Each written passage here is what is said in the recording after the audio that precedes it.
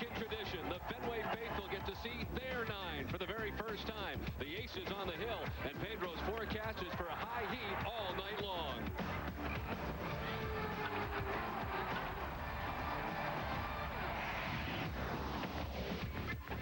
Good evening, everybody. You're looking live at Fenway Park, and the rain has subsided and blue skies above.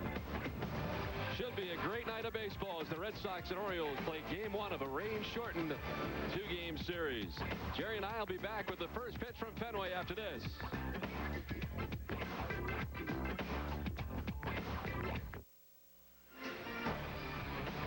Boston Red Sox baseball in Nesson is brought to you by Southwest Airlines. More than 2,700 nonstop daily flights to 59 destinations all across the country. By your Eastern Lexus dealer in the new 2004 RX-30, putting the world on notice again. And by Citizens Bank, not your typical bank.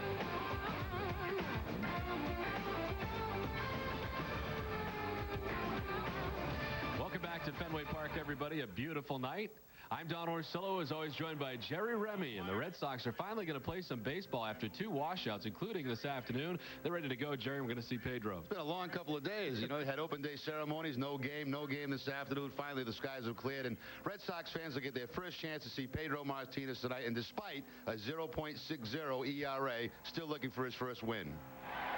And Pedro making his way onto the field, as are the Red Sox. And the fans certainly glad that the rains have subsided, and we are finally going to have opening night here at Fenway Park. The Red Sox coming in with a 6-4 record. Look to take their first game at Fenway Park. Let's take a look at the visiting Orioles lineup. Jerry Hairston leads it off, the second baseman. Gary Matthews Jr. in center field bats second. David Segui, the DH. Jeff Conine, the veteran, at first base in the cleanup spot. Jay Gibbons in right field. Tony Batista at third base. The veteran B.J. Surhoff out in left field. Davey Cruz, the newcomer to this order, bats 8th at shortstop, and Geronimo Gil does the catching and bats 9th. The Red Sox are 8th in the league in defense. They've made 7 errors in their 10 games. It'll be Shea Hillenbrand at third base, Nomar at shortstop, Todd Walker at second, and David Ortiz at first. Left to right, Manny Ramirez, Johnny Damon, and Kevin Millar. Jason Varitek behind the plate, and on the mound, Pedro Martinez. Start number 3 for Pedro. A no decision against Tampa Bay, a no decision against Baltimore. He gave up 1 earned run in those 2 starts. That was against Baltimore. An 0.60 ERA. Opponent's only hitting 135 off Pedro, and he's trying to pick up his first win of the season in his career. 7-1 against the Orioles. And the umpiring crew tonight: Jerry Lane has the plate, Dana DeMuth at third, Marv Hudson at second base, and Greg Gibson, the umpire, at first. Let's check tonight's game notes, brought to you by New England Toyota dealers. The Red Sox 60-42 in home openers. Of their last 11, they had 9-2. They've scored at least 11 runs in their last 3 home openers, 35 total, and 4-2 in home openers against the Baltimore Orioles.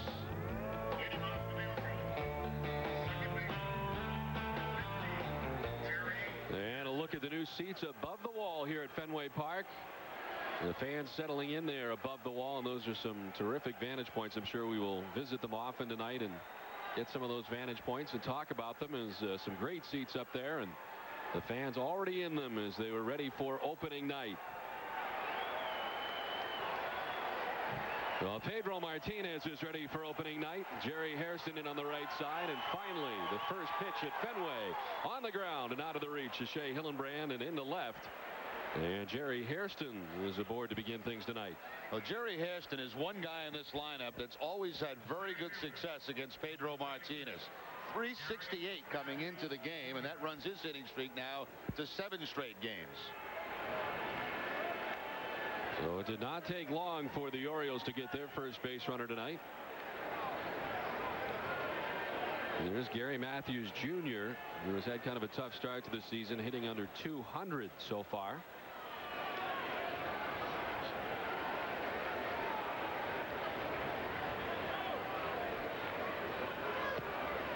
Remarkable that Pedro comes in with a 0.60 earned run average. And this is his 3rd start of the season. Does not have a decision yet.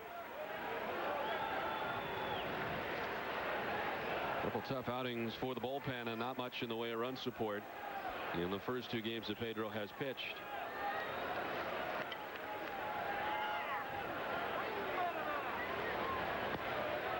2-0 now to Gary Matthews. Tell you what, Don, I would have never imagined we'd have a night like this. So it rained terribly yesterday, as everybody knows. The same thing. The field was a complete mess this morning after all that rain. They had to cancel the afternoon game. All of a sudden, about 3:30, 3:45, the sky started to clear, and it is absolutely beautiful tonight. And then the field got some much-needed sun. There goes Hairston on the ground to his left. Walker able to throw to first to get Matthews. On to second goes Hairston, and now one away. Where available, today's broadcast can be heard in Spanish by using the SAP function on your TV set. Buenas noches, amigos. I was told by the Spanish broadcasters before the game, J.P. Villeman mentioned that we have become folk heroes in the Dominican, you and I, Jerry. Really? Yeah. They've gotten some phone calls down there, and they are big fans. Well, that's muy bieno. Bueno. So much so that I'm now going to have to learn some Spanish. Here is David Segui. Segui, who started the year on the disabled list, was activated in the series against the Red Sox last Saturday. Just in time to face Pedro Martinez the first time, and gets his second look at Pedro in a week.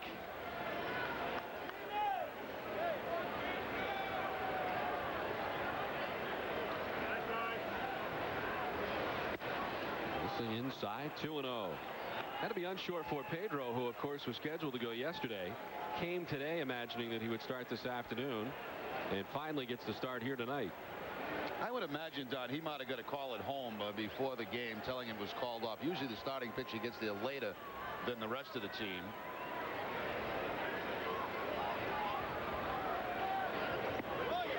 Segui waving at that offering.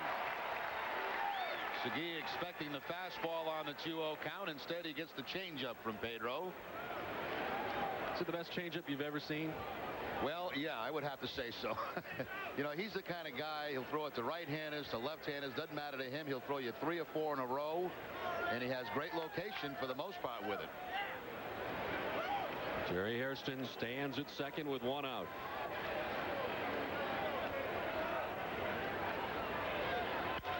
Chop towards second base. Walker there, the easy toss, and there's 2 away. For the ground ball to the right side, on to third goes Jerry Hairston. The first baseman, number 18, Jeff Conine. Here's Jeff Conine, the first baseman. 216, no homers and a run batted in for Conine. Pedro, last time out against these Orioles, 8 innings, giving up just 4 hits. Did not figure in the decision, the 2-1 loss in Baltimore. And 6 strikeouts, did not walk anyone in that outing against the Orioles. Jerry Hairston, who tripled in that game and scored. And Hairston stands at third now with 2 outs.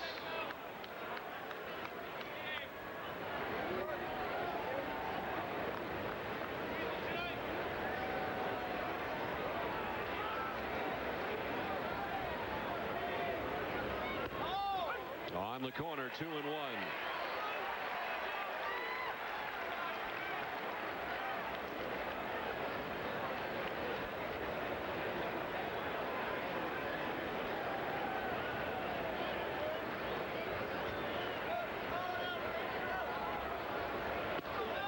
Missing away, and it's 3-1 now.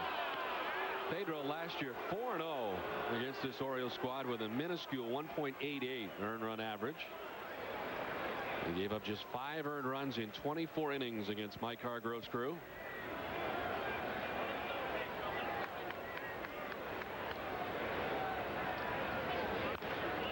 Outside of third, and the count runs full now to Jeff Conine. Tell you what, too, you got to give credit to the ground crew for getting this ballpark in this kind of shape after all that rain. Unbelievable job by David Meller and his crew. There's David at the end there. Terrific job.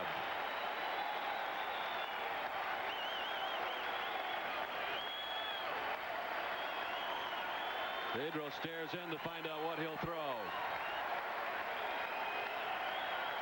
3-2 to Conine.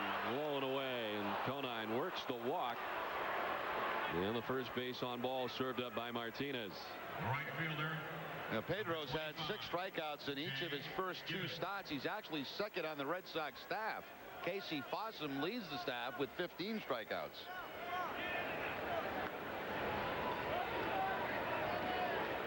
Here's Jay Gibbons, the right fielder for the Orioles. Had a breakout season of sorts last year. So far this season with 2 home runs for the Orioles right fielder.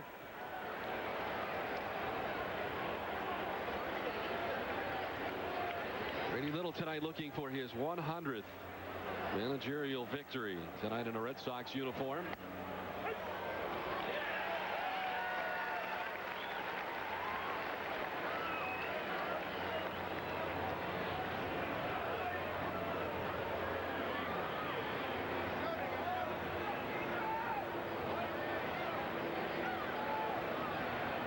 Brady just 1 shy of the century mark in wins.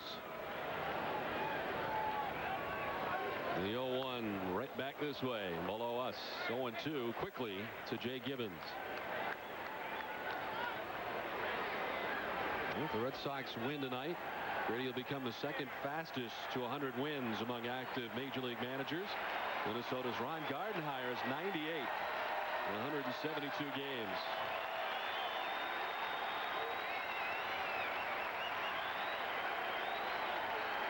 Hairston at third, Conine at first. 2 outs here in the top of the first inning. The 0-2.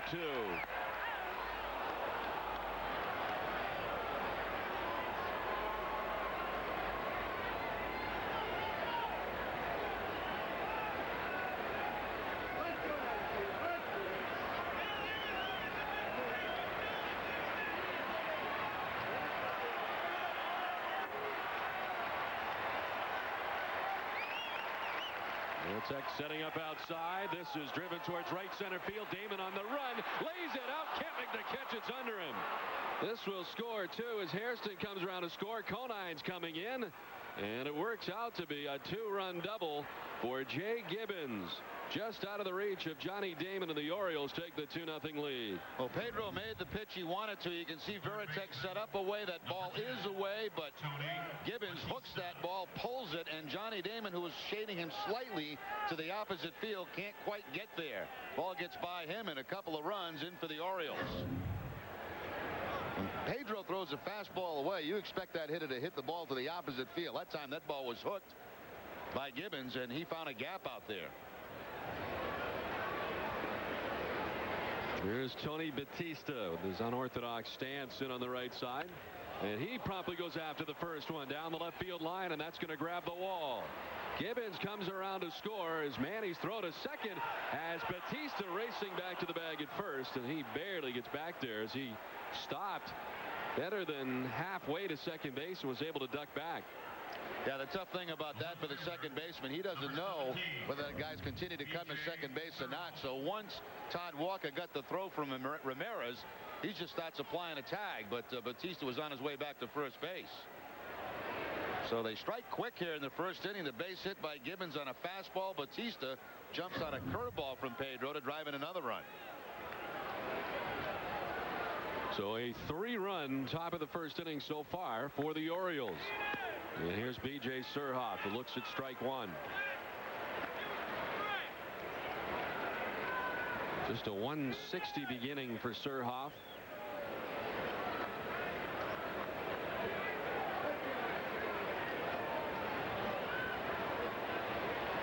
He waves at that pitch.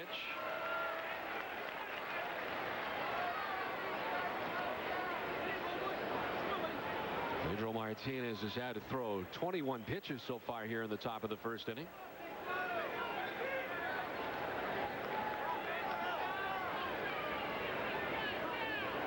And this is the 7th Oriole batter here in the top of the first. In the air down the line in right. Millar headed towards the line, and he'll pull it in to retire the side. But the Orioles get to Pedro for 3 in the top of the first inning. The Red Sox coming up when we come back. Back at Fenway, the Orioles get 3 in the top of the first. Let's take a look at the Red Sox starting lineup. Johnny Damon at the top of the order in center field. Todd Walker bats second at second base. Nomar Garciaparra the shortstop. Manny Ramirez in left. David Ortiz at first base. Kevin Millar riding the 9-game hitting streak in right. Jay Hillenbrand at third. Jeremy Giambi in there tonight as the DH. And Jason Varitek does the catching. The Orioles are 12th in the league in defense. They've made 10 errors in their first 9 games. Tony Batista will be at third base. Davey Cruz the shortstop. Jerry Hairston at second and Jeff Conine at first. Left to right, B.J. Surhoff, Gary Matthews Jr. and Jay Gibbons. Geronimo Hill behind the plate, and on the mound, Jason Johnson. He's only made 1 start. That was against the Red Sox. Pitched great. 6 1/3 innings, only 1 hit allowed, no runs, walked 3 and struck out 2. Johnny Damon, the recipient of strike 1. He's actually pitched probably the best game so far this year against the Red Sox. An outstanding effort his first time out.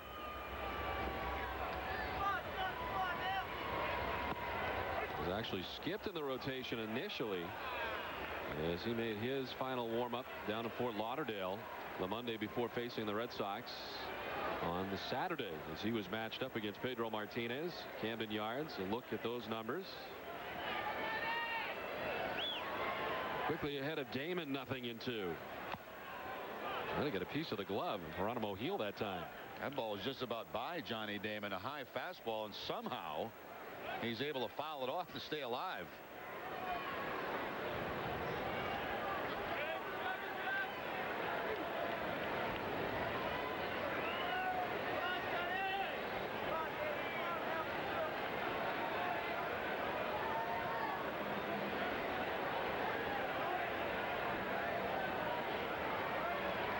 Great deliberate delivery from Jason Johnson.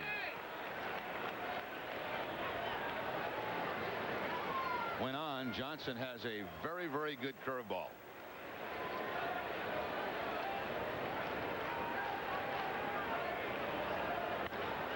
Chopped to third. To his left. Nice play by Batista. Spinned and threw out Johnny Damon for the first out here in the bottom of the first inning. Nice play by Batista. Now, even though the Orioles have had some defensive problems, Batista has not had them. He has not made an error yet on the season.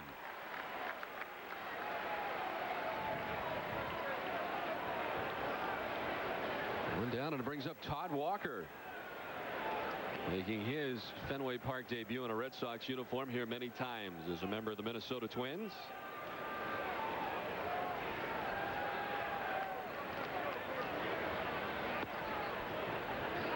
Last year, Jason Johnson, 5-14 with a 4.59 earned run average. Made 22 starts for the Orioles and made 2 separate trips to the DL. With a broken finger at one point last year. In the air to the left, Surhoff is there, and he makes the catch on the liner, chest high, 2 down.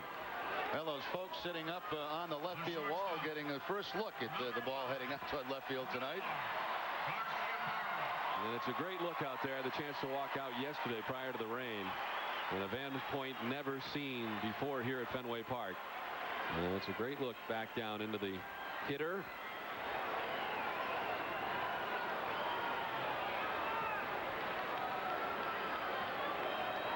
Here's Nomar so far at 304, 2 homers and 8 runs batted in.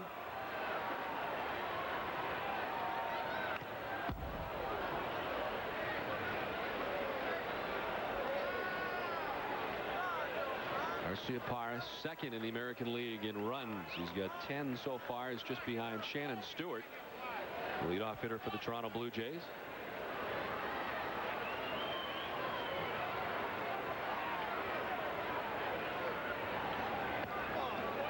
Lays off, 1-1 to Garciaparra. Well, it is a delightful evening here tonight at Fenway Park, and who would have thunk it after what was a miserable morning and afternoon here at Fenway. With extremely comfortable conditions here tonight, probably near 60 degrees. Softly lined out of the reach of Jerry Hairston and into right. The Red Sox with their first base runner of the night. Pretty good movement on that fastball by Johnson, back in on the hands of Garciaparra, but he's able to fight it off and push it right by Jerry Hairston at second base. See, that's what I mean about Nomar almost always getting the good part of the bat on the ball. His hands came in so far, he still got the decent part of the bat on that to hit it fairly hard for the base hit. Now for the first time in 2003, Manny Ramirez steps to the plate. Nomar with a good-sized lead at first.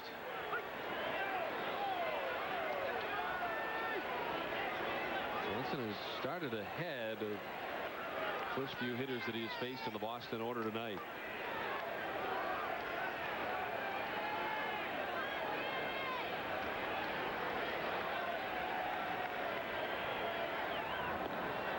Johnson noticing the secondary lead by Garciaparra.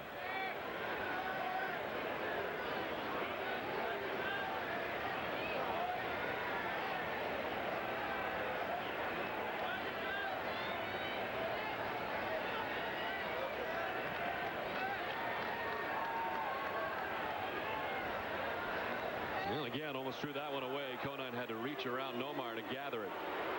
Nomar getting an awful lot of attention with Ramirez at the plate. Generally, he does not run with Manny at the plate, especially here at Fenway. The wind blows from left to right across the outfield tonight.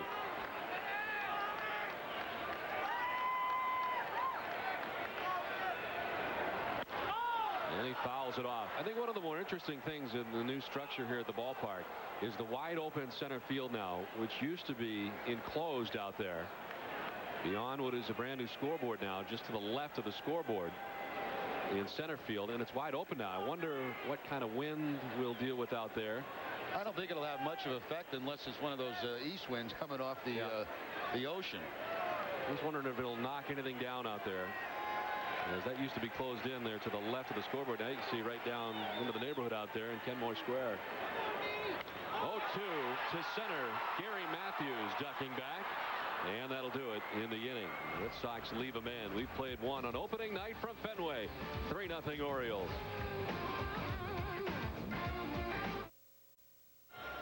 Back at Fenway, 3-0 Orioles after one inning. Well, H.P. Hood is rooting for the Red Sox and kids throughout New England.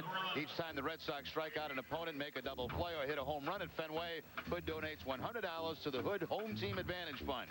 Over the past 2 years, over $300,000 has been raised for children's hospitals all over New England.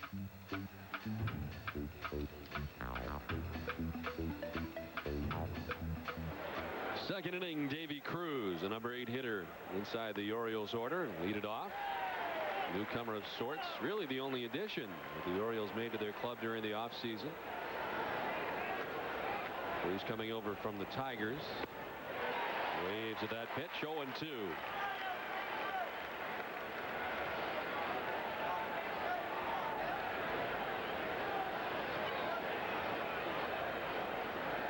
Extremely good fielding shortstop is Davy Cruz as he strikes out. First K of the night for Pedro Martinez.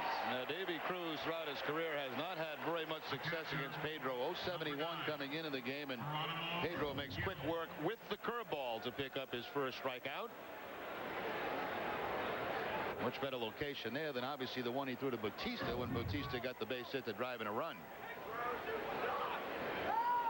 They have to make alternate plans out there because the wall is gone. So now they have kind of a clothesline out there that they've created, the K-men for Pedro Martinez. Yeah, that's right. They used to put those K's up on the wall, but the wall has since left us. So now they got the clothesline. That's pretty good. That's great. At least they thought of it. Yes, they're all set. They've made the adjustment on the fly. Geronimo Gil, the catcher. Red Sox nemesis last year. With 3 home runs off Frank Castillo last season against the Red Sox. Gil this year with a home run so far. Foul off the left side. Sits safely in his last 4 games.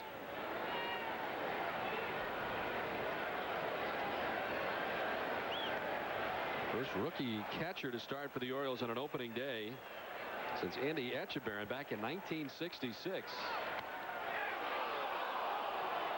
Pedro just missing 2-2. Andy Etchebarren was a teammate of mine for a while with the California Angels. The 40s. They're coming out hard tonight, huh, Don? It's been a while since we've done a game.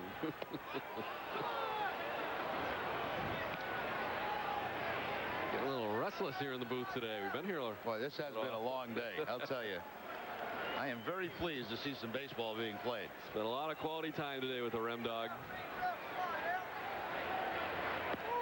Struck him out. Back-to-back Ks for Pedro to open things up in the second inning. Pedro looks to be much looser here in the second inning, not just because he has a couple of strikeouts, but just seems free and easy. That's the cut fastball right there to pick up the strikeout. Looks like he was feeling his way around there in the first inning, and two pachados.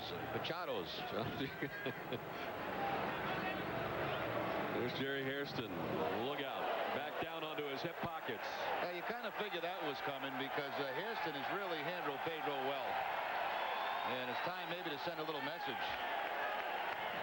And we'll see how the Orioles respond to that. That's an effective message if you ask me. Yeah. It's the old-fashioned knockdown pitch. Up and in. Back inside again. And now with the thrust to the last one, 2-0. Hairston, incredible numbers against Pedro. You don't find those kinds of numbers anywhere.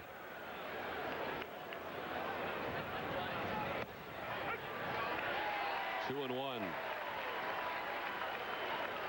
Hairston tripled off Pedro in Camden Yards last weekend.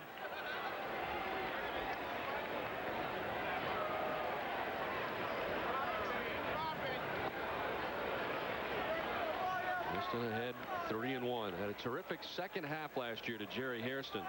After the All-Star break, he led the Orioles in hitting at .291. It was a miserable second half for Baltimore last year. And Pedro loses Hairston. The second walk given up by Martinez. Now let's see now with 2 outs if Hairston tries to steal second base. He's been running. He's got 3 steals on the season. Has not yet been caught.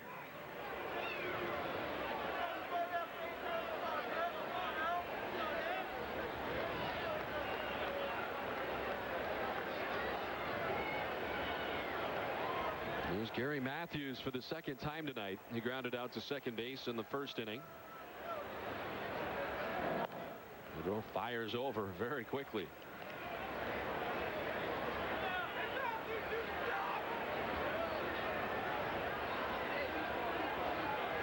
Give you an idea about last year at the end of the year, including this year, the Orioles have lost 13 of the last 14 series dating back to last season. What has been a miserable stretch. The lone series they won was 2 out of 3 games against the Red Sox, oddly enough, here at Fenway Park, September 13th through the 15th. And a much different time for Mike Hargrove here in Baltimore than what he enjoyed in his time in Cleveland. Several division championships there. There goes Hairston. Veritek with the throw. One hopped and not in time. Hairston makes a theft of second base. Picked a great pitch, too. He got the change up from Pedro and took advantage of that for the stolen base. You got to do this against Pedro. You just can't hang around the bases, you know, 1 base at a time, because even though they did get 3 in the first inning, you don't usually get big innings. So you got to try to create something.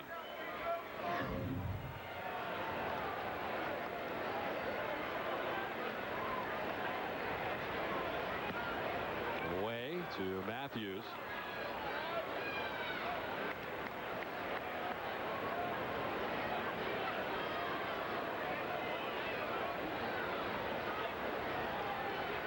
Pedro 2 strikeouts to open up the second inning. He walked Jerry Hairston, who was stolen second. There's the strike.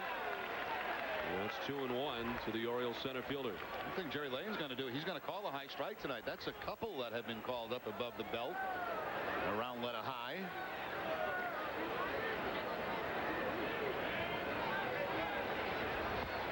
Waves at that pitch. Not a real good swing, and it's 2-2.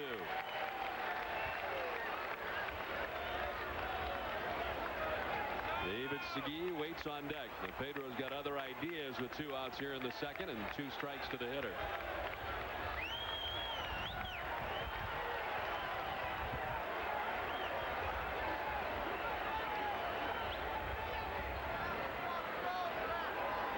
Pedro is at 40 pitches already as the beach ball has come onto the field.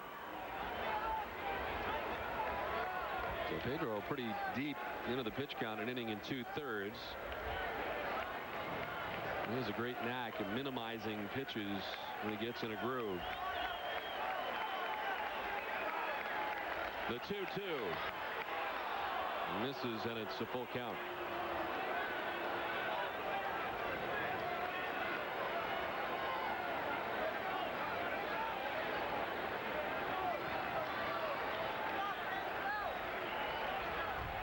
The wind has shifted and is now blowing in. Struck him out. He ends up striking out the side. A walk mixed in, but an impressive second inning for Martinez. Inning and a half in the books from Fenway. Orioles on top 3-0. Boston Red Sox baseball on Nesson is brought to you by Bob Stores. You can get real casual, real brands, real great prices. By Coors Light, cold down easy. And by Volvo, the official vehicle of the Boston Red Sox. Don Orsillo and Jerry Remy back at Fenway Park opening night. And the Orioles out to the 3-0 advantage. Last half of inning number 2. And David Ortiz, his first Red Sox at bat here at Fenway. Of course, here many times with the Twins. How about those nice looking shoes that David Ortiz has got on tonight? It's all about the shoes. Showing a lot of stirrup.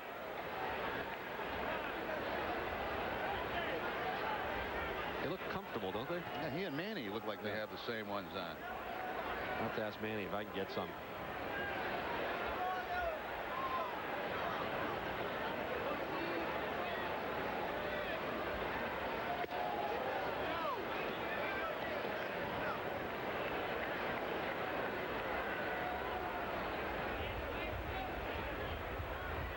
Ortiz, Millar, and Hillenbrand to face Jason Johnson, who gave up a hit in the first inning, but pretty quickly and quietly getting through the bottom of the first.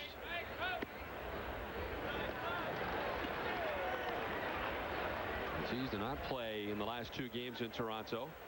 He is now hitless in his last 11 at bats.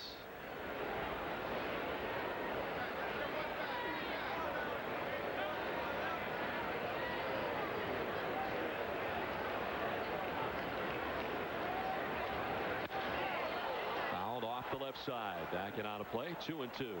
And David Ortiz off to a rough start with the Red Sox, only hitting 100, a couple of RBI.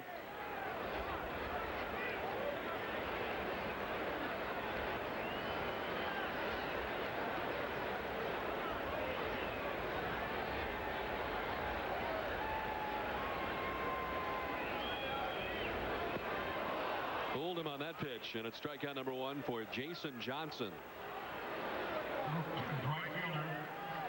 Game time is Miller time at Fenway and on Nesson. Stop by a participating Fenway area retailer before the game time, and you could win free tickets to the game and end up on Nesson in the Game Time is Miller Time Fenway seats, just like these lucky folks out here.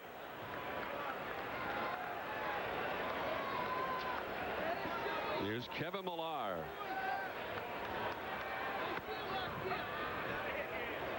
Are you sure that's them?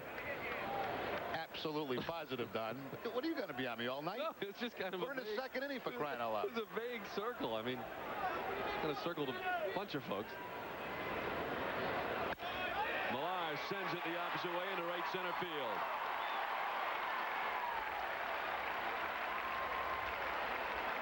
Well, Kevin Millar with a 1-out single. Now we've seen Kevin Millar use the whole ballpark since being a member of the Red Sox, and that pitch down and away, and still lines it right by Jerry Hairston for the base hit. What a great start. Now hitting at .412 with that base hit.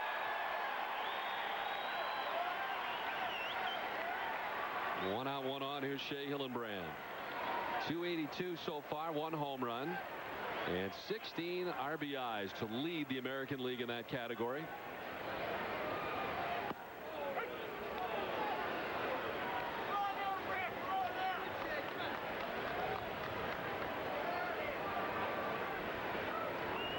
Shea Hillenbrand expected to be a guest tonight after the game on the W.B. Mason's extra innings post-game show.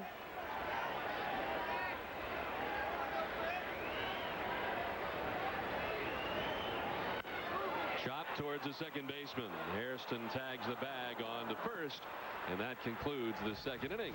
So we've played 2 from Fenway tonight on opening night. The Orioles on top 3-0.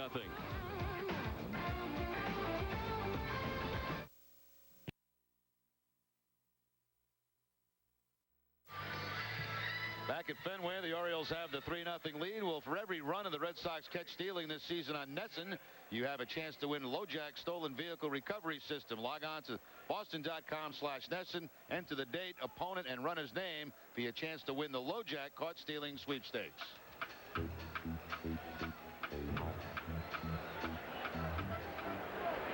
Top of the third inning, David Segui, Jeff Conine, and Jay Gibbons to face Pedro Martinez. Segui grounded out to second base his first time tonight. A career 190 hitter against Pedro. Segui just came off the DL when we were in Baltimore. Broke a finger during spring training taking a ground ball at Fort Myers. Did you see it? No, I did not. I read about it. 1 away, and it's 1-1 to Segui. The Orioles have had trouble with hits. They've had 5 hits or less in 5 of their first 9 games. One more game here with the Red Sox, and then they are off for Cleveland for 3 games.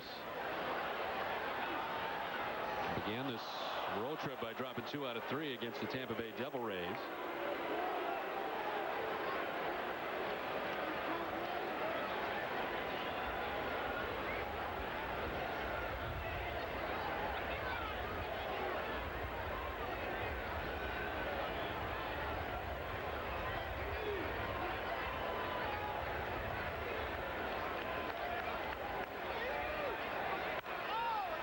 One hopper to Walker at second base. 1 foot on the outfield grass. He throws out Segui for the inning's first out. Second time Segui has used Walker, and Walker's done a fine job twice. It is a sold out, or at least appears to be, Fenway Park here on this opening night. Jeff Conine walked in the first. And that breeze has started to pick up now, shooting from left to right, from left field wall to the bullpen area, which has caused that temperature to drop considerably since the start of the game.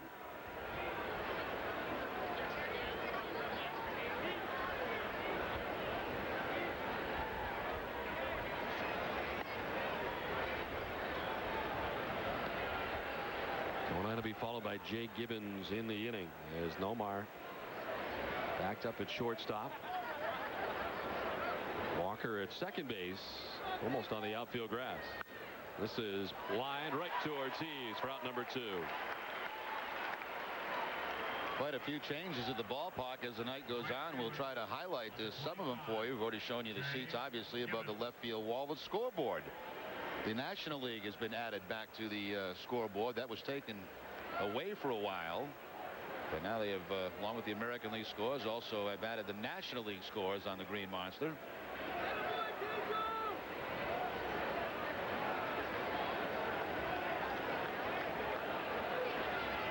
I like that. I always like coming to the ballpark and being able to see all the scores. Kind of fills out the wall, you know. When they took it away, that scoreboard looked a little small out there. Now they've put back the National League. They had that many years ago. There you go. Yes, he did. Dana DeMuth saying that Jay Gibbons offered.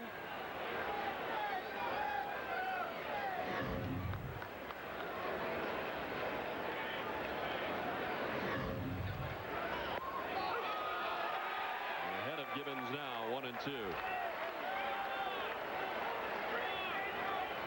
Gibbons in his last game, which was on Thursday at Tampa Bay in the conclusion of that series, hit a 3-run home run. Waves at that pitch. Strikeout number 4 for Pedro Martinez. He is first 1-2-3 inning of the evening. 2.5 in the books. 3-0 Orioles. Back at Fenway, ready for the last of the third inning.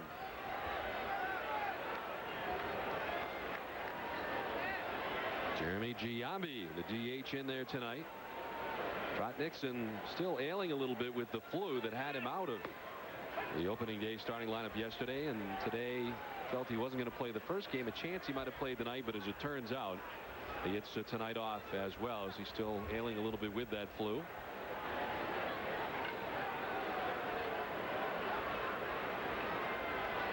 Red Sox had to make a move today. Alan Embry, due to soreness in his shoulder, has been DL'd. Retro to the last outing he had, and the Red Sox have called up from Pawtucket left-handed pitcher Kevin Tolar. And that may explain, Jerry, why his velocity has been down a little bit so far this season. Yeah, complained a little bit about it after his last outing up in Toronto, so the Red Sox make the move by putting him on the DL. Kevin Tolar, who we saw a couple of times in spring training, a lot of minor league experience, some big league experience, left-hander called up to replace Embry. Not a lot of action so far for the Pawtucket Red Sox, so not a lot of action for Kevin Tolar this season. He'd only pitched in one game, 2/3 of an inning, giving up a run in his only action at AAA with the Paw Sox so far this season, but he is here tonight in uniform and in the bullpen.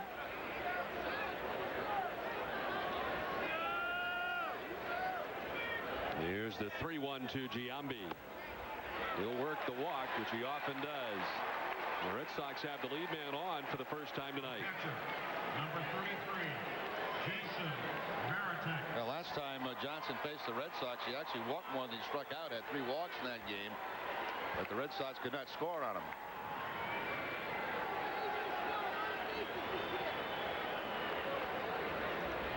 Here's Jason Varitek in the number 9 spot tonight.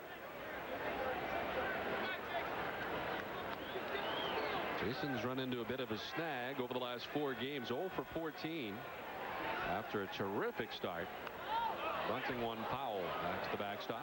Yeah, trying to surprise Batista down at third. He caught him way behind that bag at third base, and Varitek trying to drop a bunt down for a base hit.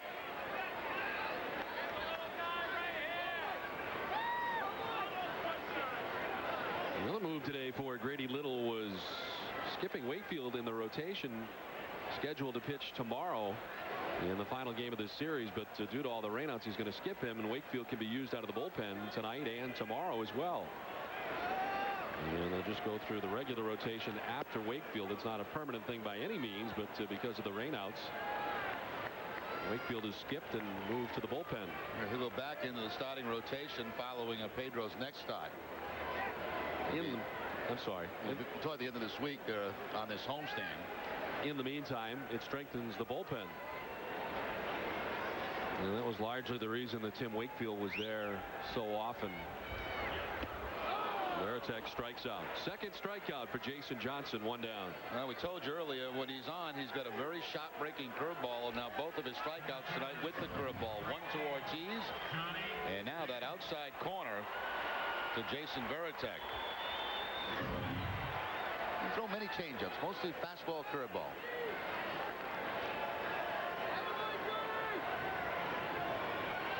Here's Johnny Damon, who grounded out to third base in the first inning.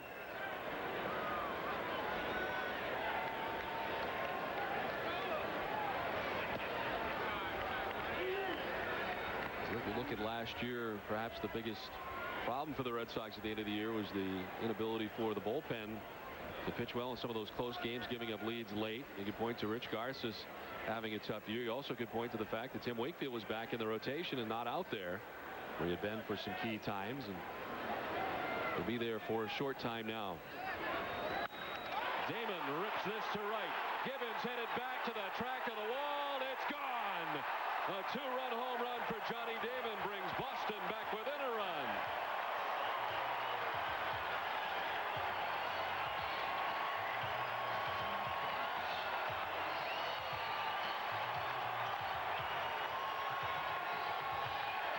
Damon has been on kind of a home run tear. 3 for 5 in his last game with a couple, and now gets the Red Sox quickly back in this ball game. I couldn't tell if that was a changeup or the fastball. Looked like he took something off the fastball, and Damon way out ahead of it. Off-speed pitches are what Johnny's been hitting best here in the early going. Walker line to left his first time.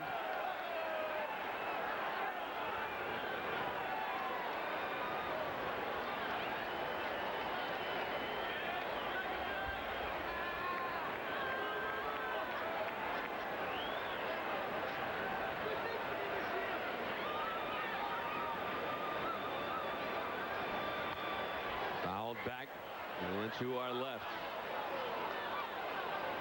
And we'll see now how Jason Johnson responds to that home run. It's the first time this season he's been scored upon.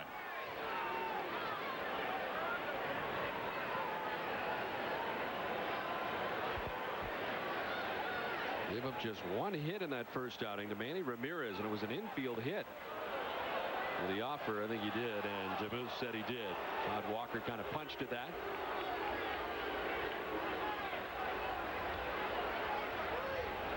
Last time out, and it was his first time, very close to 100 pitches. Jason Johnson throwing 97 pitches in that outing against Boston. Tonight he's only thrown 35.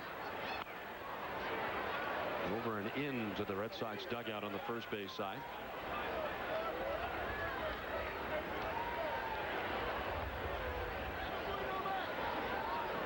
Well, the Orioles had a 3-0 lead. The Red Sox back within a run.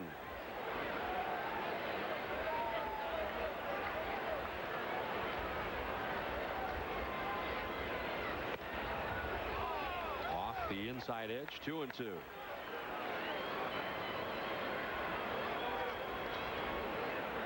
Todd Walker has reached base safely in each of his first 9 games to be in the season.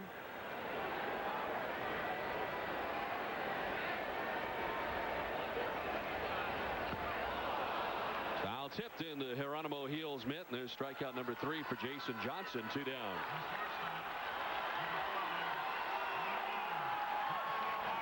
Back to the curveball for Jason Johnson. Again, a good shot curveball here in the early going. Again, picking up the strikeouts. 2 strikeouts in this inning, both with the curveball. Sometime in the cooler weather, curveball's tough to grip, but no problem in this one. And it is getting cooler. It is. It's definitely cooling off. And the breeze coming straight in is part of that. Nomar single to right his first time up. And cranks this one foul. Now has 572 RBIs as a member of the Red Sox. He has just recently passed Carlton Fisk, 568, or 16th most in club history.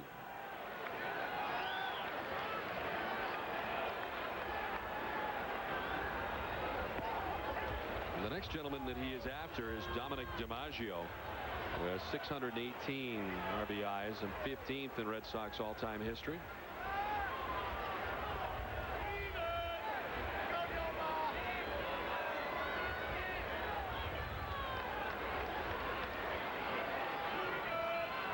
Now the 0-2. Softly grounded towards Hairston. In time to get Garciaparra. So the Red Sox get 2 on the 2-run home run by Johnny Damon. They're back within a run as it's Baltimore 3 and Boston 2 at the end of 3. We'll take a look at some of the terrific ceremonies that went on at Fenway yesterday.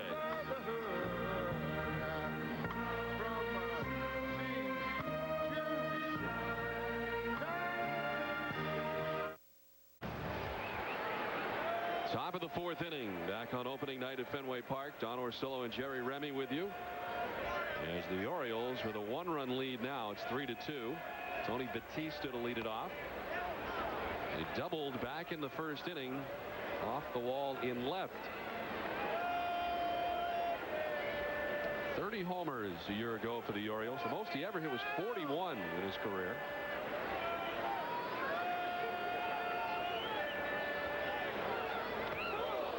Look out. Got a piece of the umpire. I think Jerry Lane got the worst of that. Reflected right off the glove of Veritek and right off the mask. Home plate umpire Jerry Lane. Rising fastball. Jerry Lane's asking Veritek, please catch the ball next time. Try to catch those whenever possible. Now a little courtesy by Veritek. He goes out to talk to Pedro to try to give the umpire some time.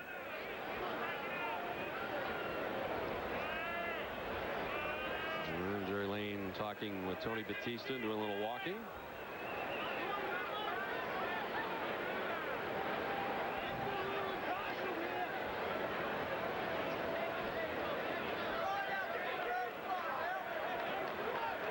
He's still taking some time for himself here.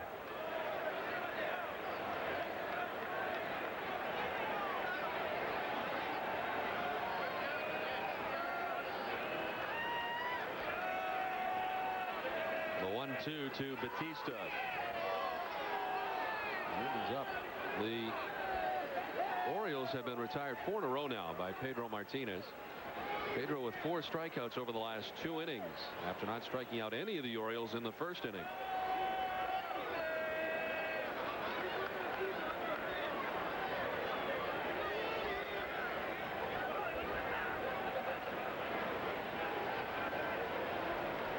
Hargrove making sure that Lane is all right, and now Lane has called for the umpire from third to come down, and clearly he's not all right, Jerry.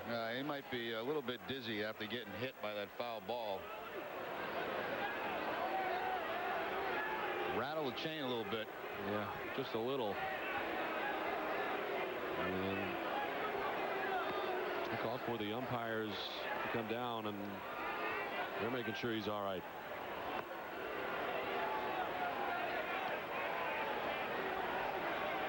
Kind of holding the back of his head a little bit, but I'm sure everything's jarred when it comes in like that. It's like he's going to give it a go and try to stay in here.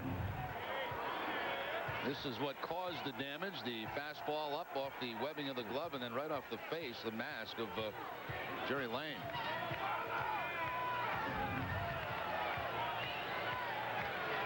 Now Hargrove coming out.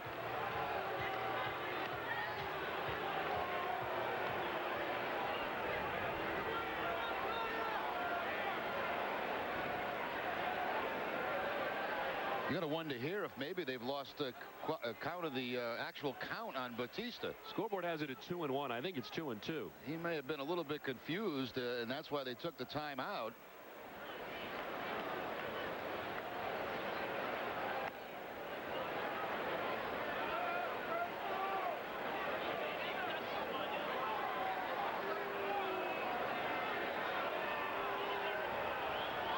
Then we can take a look back on the replay and see exactly how many pitches have been thrown. But I think that's the question right now, what the official count is. I think Lane got shaken up so bad that he probably lost track of the count. I think it's 2-2. Scoreboard says 2-1. We'll find out very soon. As they are checking, and Jerry Lane trying to get himself together back there. And Hargrove not happy about it, whatever it is, as Batista's back, and there it is, 2-2. Just went up on the scoreboard, so 2-2. Line to left, and it's going to go towards the wall on the ground. Batista doubled his first time. He's headed for 2 this time. Great throw from Ramirez. Batista is out. Ramirez from the deepest left corner throws out Batista at second base. And the Fenway faithful salute Manny Ramirez.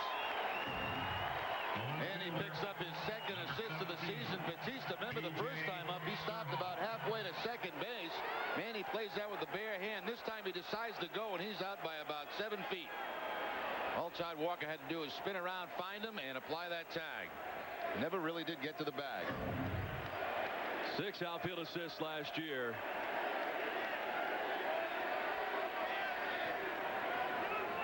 Trot Nixon first on the club last year with 7 outfield assists. Manny was second a year ago, and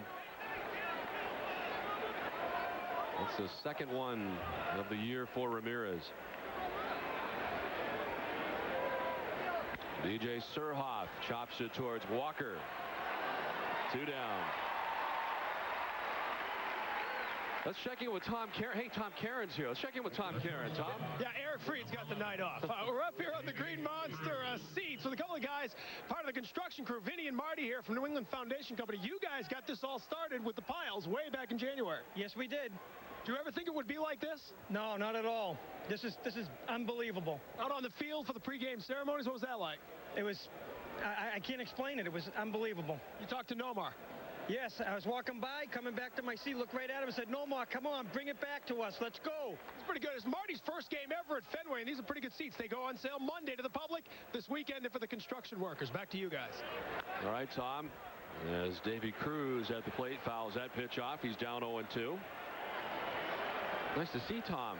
He's not been with us so far this season. I figured he'd find his way out to those new seats above the left field wall. Is that his bodyguard behind him? He brings him everywhere.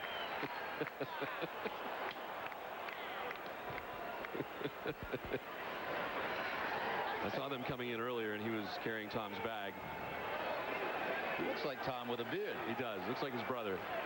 They're like twins. Pedro strikes out Davy Cruz. Got away from Veritek briefly, so he's got to tag him out, which he does. Strikeout number 5 for Martinez. We head to the last of the 4th. Baltimore on top 3-2. Back at Fenway Park, and Jerry Lane here up in between innings talking to the Orioles trainer, and it looks as if one of the umpires has gone back inside to change into the home plate umpire's gear, and I get the impression that Jerry Lane may not stay in behind home plate. And whether he stays for the rest of the game remains to be seen, but we may have a bit of a delay here as the umpire is running back up the runway to change into what appears to be the gear for behind the plate. Well, the Red Sox trailed 3-0 until the last of the 3rd inning, when Johnny Damon sends this down the right field line and out of the yard. Johnny's 3rd home run of the young season has the Red Sox back within a run. Jason Johnson through the first 3 innings, giving up more runs than he did in his first outing against the Red Sox. 2 runs on 3 hits. Pedro Martinez threw 3 runs. That all came in the top of the 1st inning for the Orioles as they sent 7 men to the plate. 5 strikeouts and 2 walks. Giambi with a walk and a run scored, and Jake Gibbons with a double and a couple of RBIs tonight for the Orioles.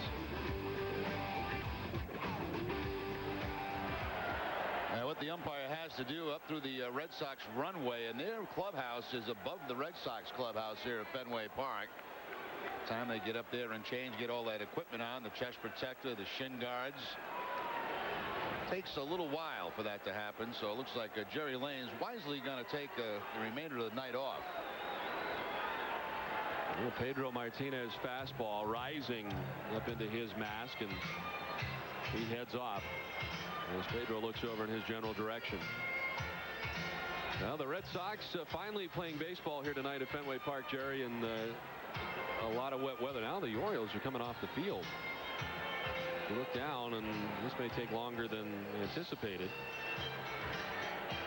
And the Orioles are coming off. So they may be expecting a little longer than first thought. Jason Johnson threw his warm-up pitches as if the inning was going to begin on time, and now Mike Hargrove talking things over. That's kind of a strange move. Not really. I mean, it does take a while, but you don't anticipate it taking all that long. But they do have to, you know, completely get everything off, put on the new equipment, redress. Well, in the meantime, we will step aside and come back with more from Fenway. 3-2, Baltimore on top.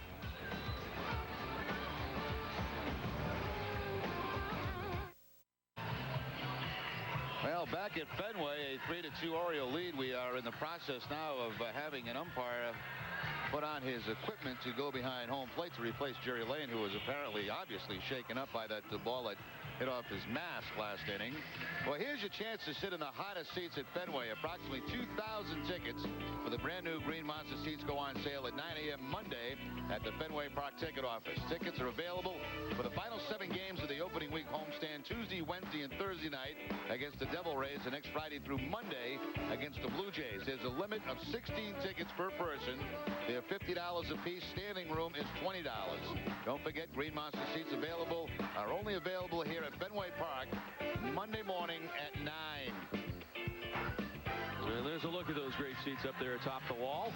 Kind of like bar stools up there, and you sit on the perch and look down right at the hitter from above the Green Monster and left. A terrific vantage point up there. Time now for the Aflac trivia question. And our question tonight, kind of timely. Prior to 2003, when was the last time the Red Sox opened a season with 10 road games, which they did this year, 6-4 on the trip this year? We'll have the answer for you in the next half inning. Well, it's taken a while for the Red Sox to have their home opener. Of course, yesterday rained out. The first game today rained out. And we should also tell you that the game that was rained out today, as part of the day-night doubleheader, postponed due to the weather, of course, and really the field conditions more than anything else. Will be made up as part of a day-night doubleheader on Friday, August 8th. Fans with tickets for this afternoon's game dated April 11th mark game 1. They hold on to those stubs and use them for admission to the 105 makeup game on August the 8th against the Orioles. And the Red Sox here tonight with a 3-2 score against the Orioles, and certainly happy to be home, Jerry. That was a very long road trip to begin the year. Long road trip through 3 cities, and obviously actually 4. We got to had to do those exhibition games up in Atlanta, and the Red Sox got home very late from Toronto prior to opening day, and then a short night, come and get rained out on opening day. So I think probably appreciated the rest last night, give them a chance to get settled in, sat around all day today, and finally playing some baseball tonight. Well, I got a chance to say hello to the folks down at Dartmouth High School, especially Jared Ritter down there at Dartmouth. Well, the Red Sox tonight with Pedro Martinez on the mound. Your impressions of Pedro so far? No decisions in his first 2 outings, but tonight, after a tough first inning, seems to be much better off. Yeah, you know, first inning, a couple of base hits. Obviously, Gibbons with that double hooked and outside fastball, and then Batista with the base hit to drive in a run. He just looked more comfortable when he came back in the second inning, second through now, and it looks like right now he's got things going pretty well. What's a huge crowd tonight? I didn't expect to see this big a crowd on a night game in April this early in the season, but this place just about jam-packed and filled. And folks here have endured a long, cold, snowy winter and are happy to see some baseball. Well, the Orioles are coming back out onto the field. And Jason Johnson, their pitcher. Does it look like Greg Gibson to you? Or Marvin Hudson? Tough to tell. Not to get confirmation, but they'll be working with 3 umpires, it appears, the rest of the way.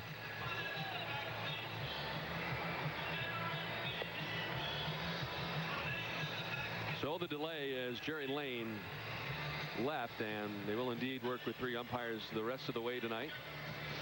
Another change the Red Sox have made here at Fenway, and straightaway center field above the hitter's backdrop you have a couple of new scoreboards. One, the pitcher, the number of pitches he's thrown, the number of balls and strikes. On the other side, they have different stats up there. They've had lifetime stats against the Orioles, lifetime stats against Pedro or whoever's pitching in the ball game. One of the new features here at Fenway Park. Marvin Hudson has taken over in behind the plate. So it is Hudson behind the dish in for Jerry Lane. Greg Gibson remains at first, and Dana DeMuth remains at second. Hudson had been the second base umpire, so he comes in behind the plate.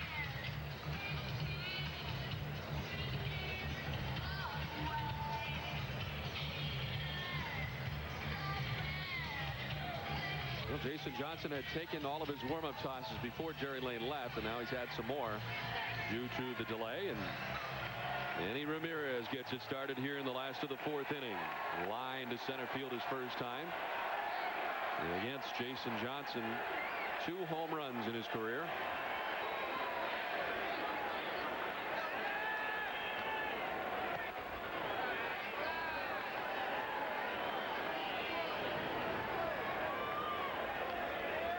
Johnson with 3 strikeouts so far in his outing. He's given up 3 hits, and the big one, the 2-run home run by Johnny Damon.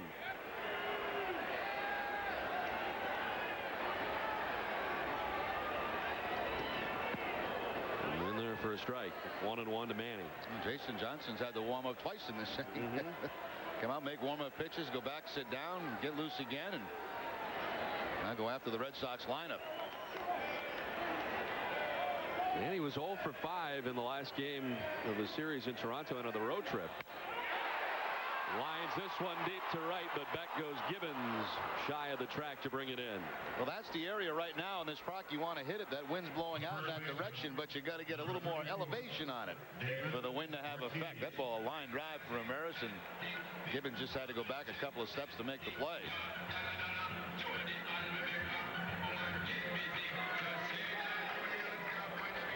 Here's David Ortiz, who struck out swinging in the second inning. He's reached base safely via hit, walk, or error in the 5 games that he has started so far this season. A strikeout victim in the second inning in his first at bat.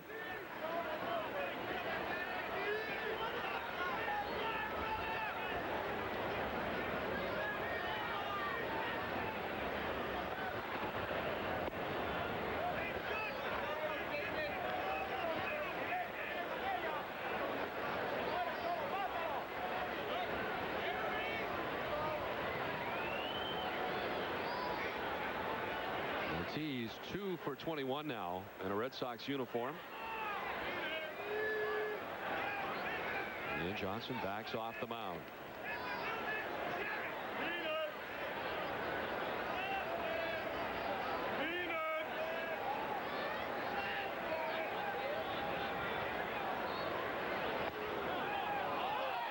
One and two now to Ortiz, dismayed by the call. There's words for the new home plate umpire, Marvin Hudson. I got adjustments to make now. New guy behind the plate, different obviously for both pitcher and hitter.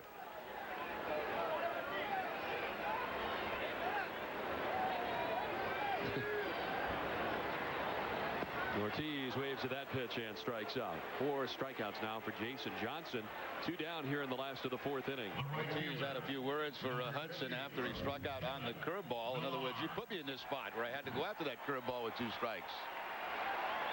Sometimes the strike zone changes throughout the night because of inconsistency by umpires, but not often is it that you have another umpire come into the game. It definitely changes when you change umpires. And we certainly hope Jerry Lane's okay. 2 down, 4 in a row retired by Johnson. Millar after the first pitch fouls it off the right side.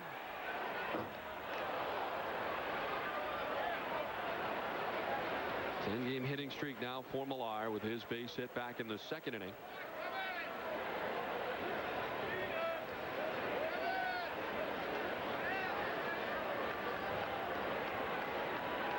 Many Red Sox fans welcoming Kevin Millar. Jason Johnson just welcomed him with a pitch inside.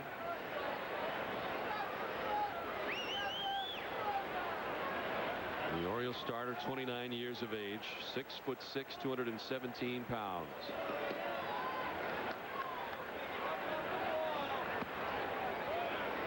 Two and one.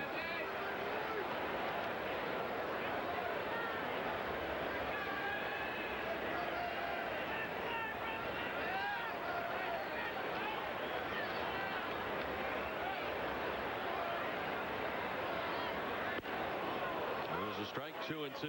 That's a knee buckler right there. That curveball, Millar thinking fastball on a 2-1 count, and Jason Johnson buckles his knees with the curveball. That shows Millar's knees.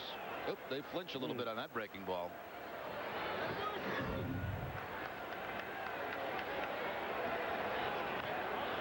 We'll get a piece that time. 2 and 2. Jason Johnson, with 4 years of major league experience, the pitcher for the Orioles, came over to Baltimore in spring training of '99 from the Tampa Bay Devil Rays in exchange for Danny Clyburn cash considerations.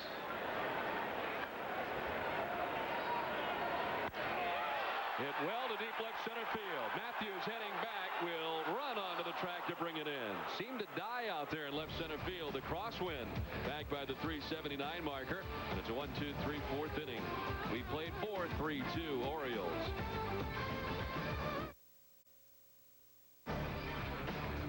Boston Red Sox baseball on NESN is brought to you by Harvard Pilgrim Healthcare, making great healthcare a little easier.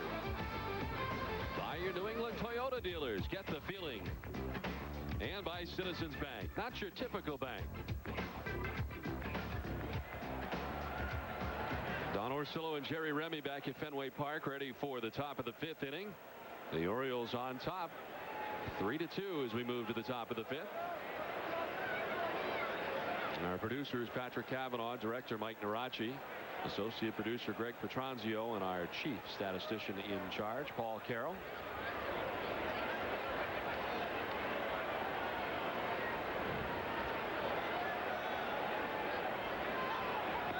Geronimo Gil takes strike 1 from Pedro, struck out 5 so far tonight. Gil is one of them. Last time up in the 2nd inning.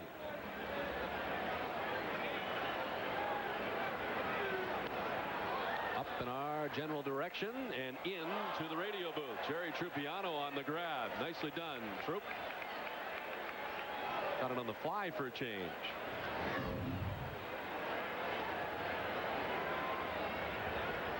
See, I was ready. I was on the move.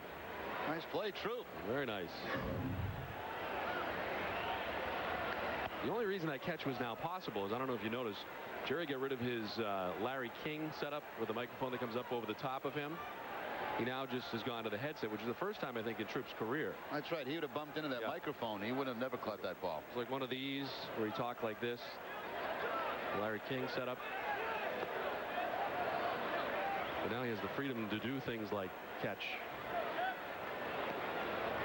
He's very comfortable with that headset. His lateral movement.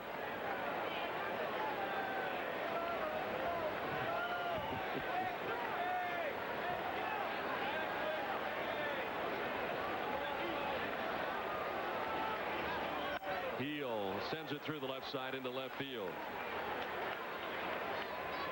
Seen Pedro upset with himself on a couple of occasions tonight. Obviously back in the 1st inning when Batista got that hit to lead off the 4th.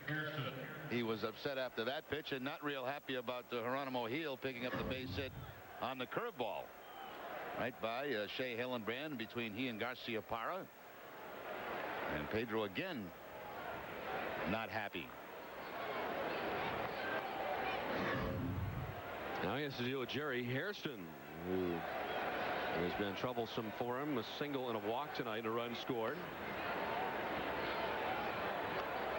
Hairston, after walking in the 2nd inning, stole second base, but was left there when Pedro struck out Gary Matthews.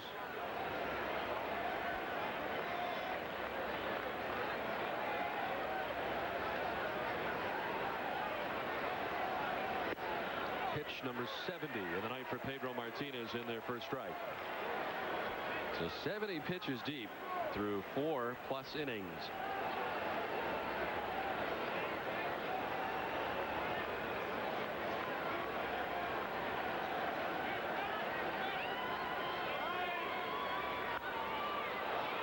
Pedro grabs it over the shoulder of Jerry Hairston, retired, but up to second goes Geronimo Gil. And the sacrifice bunt. The center fielder, number 30. Time now for the Aflac trivia question to answer from an inning ago.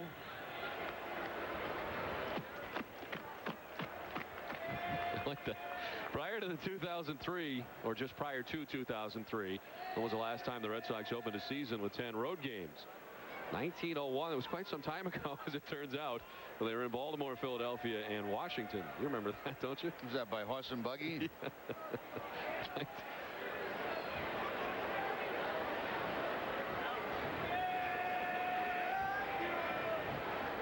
There's Gary Matthews, 0 for 2. He's grounded out and struck out. And lines it towards right center field. That gets down for a hit. Geronimo Gil comes around to score. Millar lost his footing out there. And to second base goes Gary Matthews. The Orioles grab another run and lead it 4-2. Well, a sacrifice paying off for Hargrove. He wanted to move a man into scoring position, and Matthews responds on the changeup. That's one of the few times that Pedro leaves that changeup about thigh high, and Matthews hits that ball into the gap. See the little slip, still wet in the outfield here at Fenway. And across comes Gil with the 4th run for the Orioles.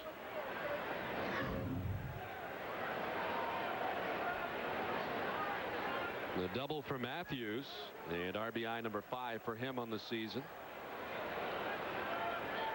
Here's David Segui, who's done the same thing twice. That's ground out to the Red Sox second baseman Todd Walker. Once in the 1st and again in the 3rd inning.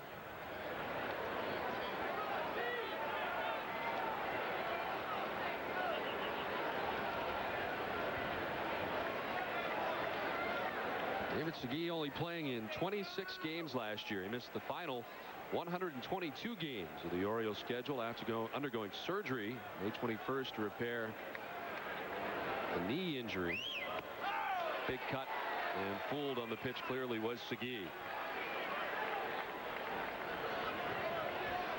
I think I said knee. It was actually his left hand. And furthermore, it was his triangular fibrocartilage complex. Well, if you just would have said that, everybody would have known. Right. It was actually a torn triangular fibrocartilage complex problem that he had. And they kept him out of the last 122 Orioles games.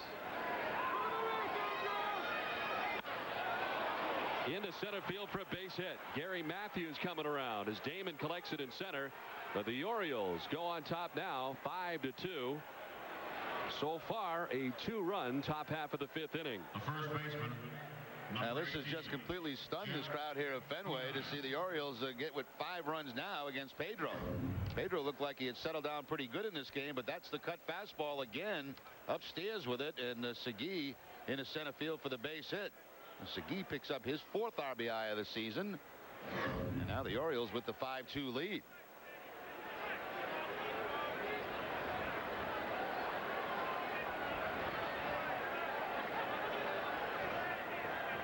Segui at first. Jeff Conine, who walked in the first, lined out to first in the 3rd.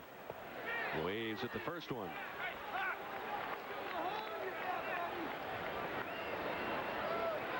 Pedro has thrown 77 pitches total and 47 for strikes so far tonight. Never really has gotten into the flow of this tonight. You know, for a couple of innings, the 2nd where he had the 3 strikeouts, then the 3rd, but then that leadoff base hit in the 4th, and then struggling this inning.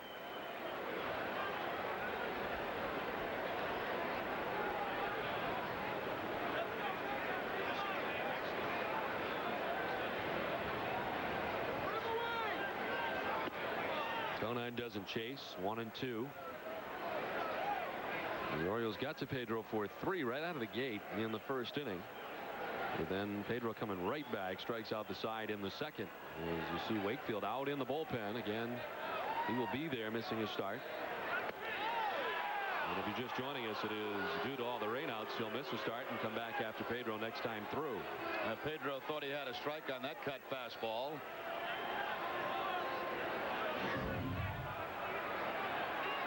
If it was outside, not by very much.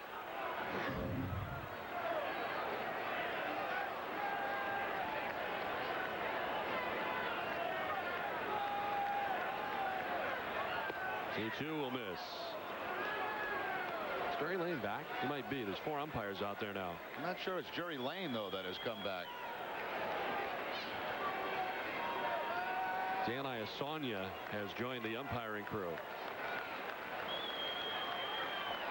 He's taken over at second base where Hudson had been. In the dirt, and it's ball 4 to Jeff Conine.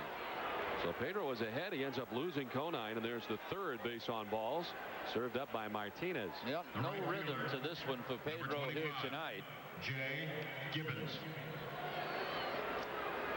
Well, get the Globe's award-winning sports coverage every day. Call 1-800-984-5335 for 50% off home delivery. The Boston Globe, your world unfolding daily.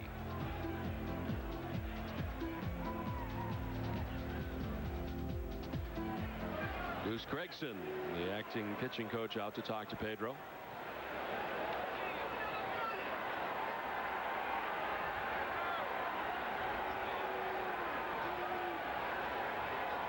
Veritek lingers out there to continue the conversation.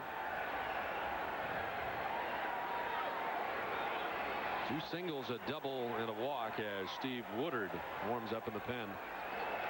Given up by Pedro in this inning. And 2 runs so far across for the Orioles here in the top of the 5th. Jay Gibbons takes the breaking ball for strike 1.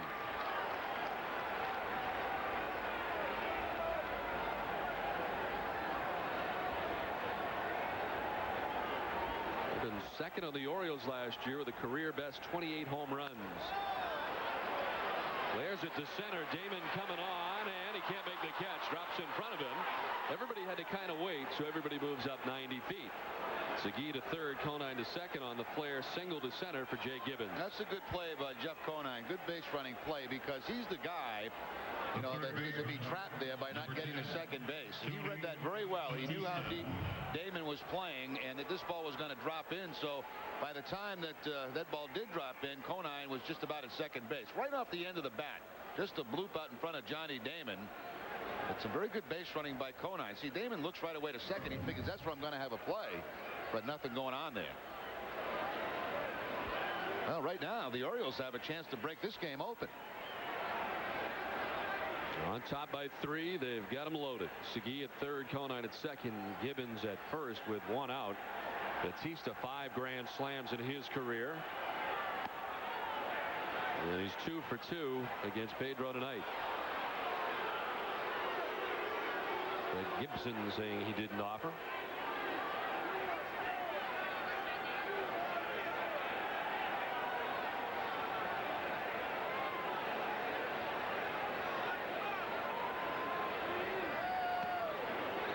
A lot of pitches upstairs for Pedro. Very unusual.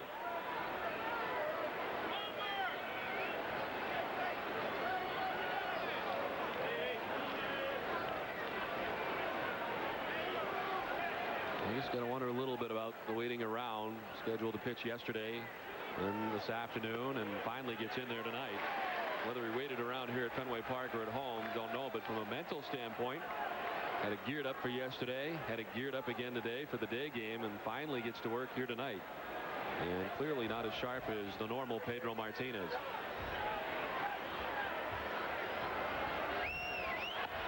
Went up top that time, and Batista went up there with him and missed it. Now that's by design, though. That time he wanted to get him to chase that high fastball, and finally Batista obliges.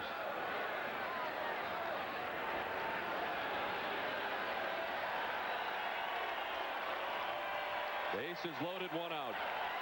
The 2-2 to Batista, missing for ball 3.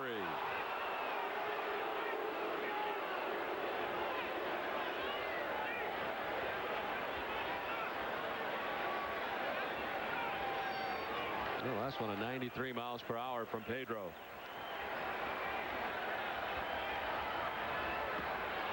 Ball 4, and Martinez walks in a run. Segui coming from third with the 6th Baltimore run, and the Orioles lead it now 6-2. Well, how often do you see that in the career of Pedro Martinez, walking in a run with the bases loaded? Amazing. Looked like he tried to turn that fastball over and just not even close to the plate.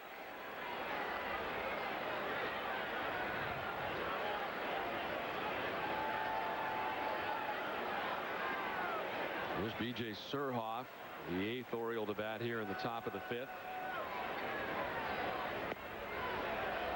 Struggling right now with everything. That was a changeup.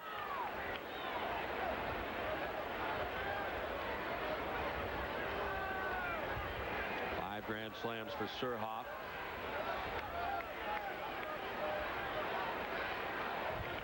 Woodard still warming in the Boston pen. To right field for a base hit.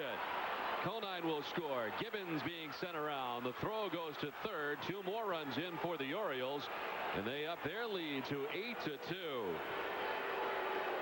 And that's going to do it for Pedro.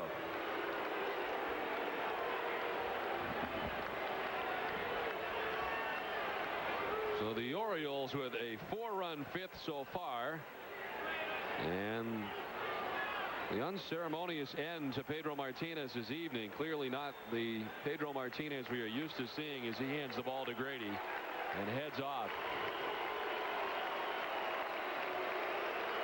So a pitching change from Fenway. We'll step aside and come back with more. In the midst of the top of the 5th inning, the Orioles now lead it 8-2. Only available here at Fenway Park Monday morning at 9. Pedro Martinez gone after 4 1/3, and he turns things over to Steve Woodard. Making his 3rd appearance for the Red Sox. He's worked a total of 5 innings, allowing 6 hits and a couple of earned runs. His last outing was against Baltimore. That was last Friday in Baltimore. 2 innings in that game, 2 earned runs.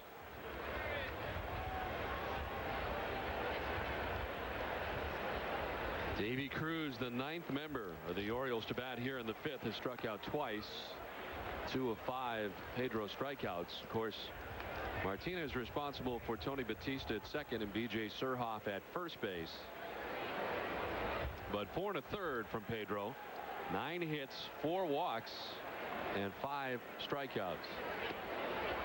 Never really looked comfortable tonight. Never seemed to get into that good groove. And a lot of pitches Pedro left up in the zone, which is very uncharacteristic for him, especially the changeups. Cut fastball. Strike to Cruz. 2-1 with the Orioles shortstop. It looked like in the 3rd and the 4th inning, 2nd, 3rd, he was really starting to settle into that groove, but then just didn't complete it tonight. Didn't seem to have it.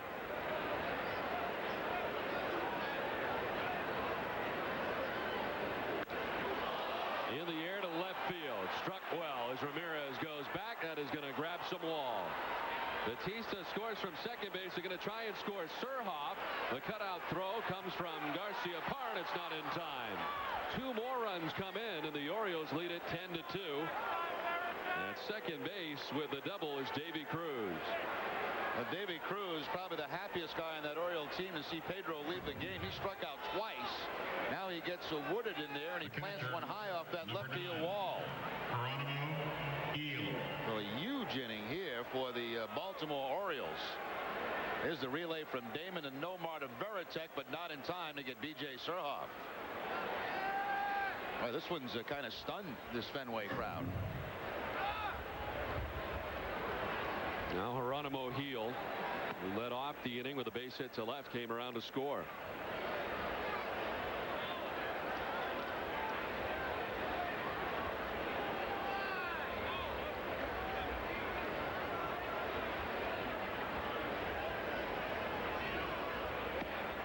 Well, should the Red Sox not come back, we'd be in some kind of uncharted waters. Last season, Pedro started the year 7-0. 2005 5-0, 6-0 in 2001. Well, unless the Red Sox come back, he'll be dealt his first loss and be 0-1 on this young 2003 campaign.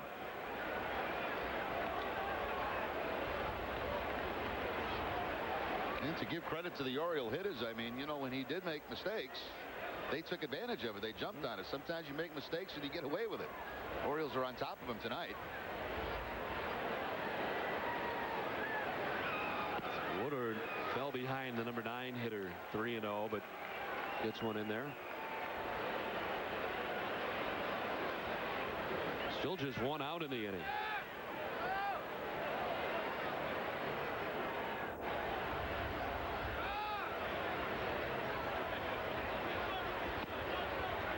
Now full count.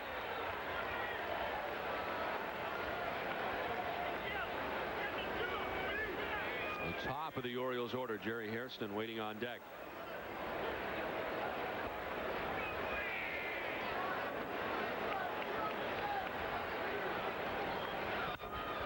Right side towards Walker. 2 down. On to third goes Davy Cruz.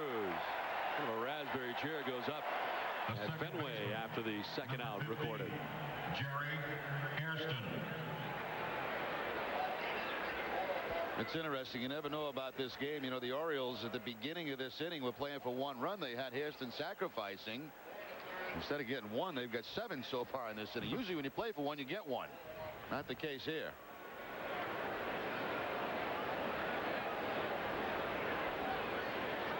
The runs are all charged to Pedro Martinez. All 10, and that seems so strange to say.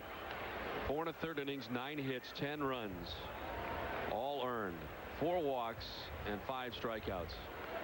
Can you ever remember a time that Pedro Martinez gave up 10 runs at any time? We'll have people looking up that stat, but I can't remember it, not even close. Unless there was a time when he was having some of those physical problems a few years back, but no, I don't remember. Remember there was one tough outing when he was having the problems against the Tigers that comes to mind, but I don't think it was 10 runs.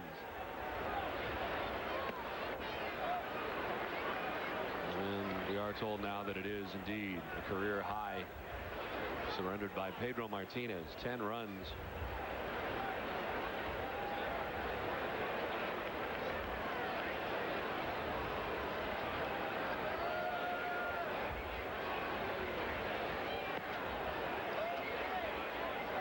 Three and one. Pedro threw 92 pitches tonight.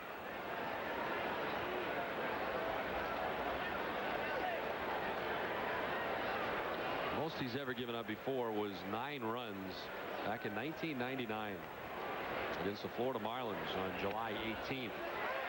I remember that. I think after that outing, and I think it was here at Fenway, if not mistaken, he went on the DL. The very next day, I'm told. Yeah.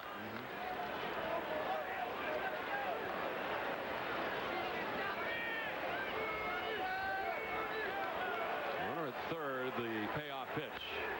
Franked in and up over the Orioles dugout, hit the front of it, and jumped up over it. Everybody was ready for it to go in. Hit one of those water coolers and ended up in the seats. And in the hands of that gentleman. Melvin Mora ducking for cover down there.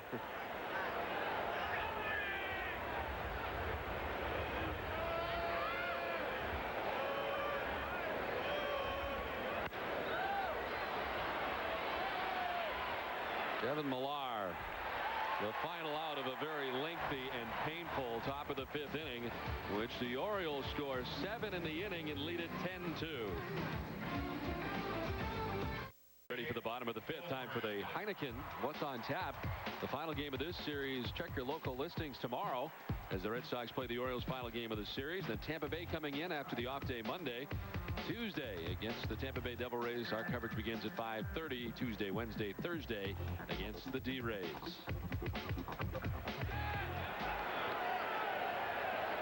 Jason Johnson had to wait a while, but I'm sure he's not disappointed. He now has an 8-run lead in which to work with. And he deals with the bottom third of the Boston order. Shea Hillenbrand grounded into a double play his first time up.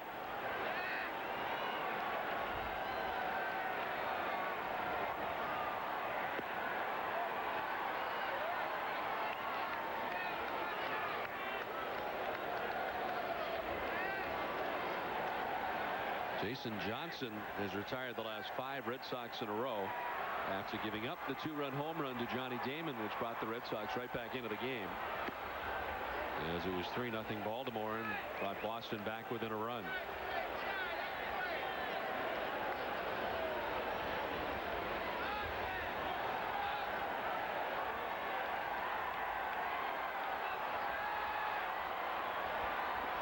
The 2-1 to Shea. Foul off the right side.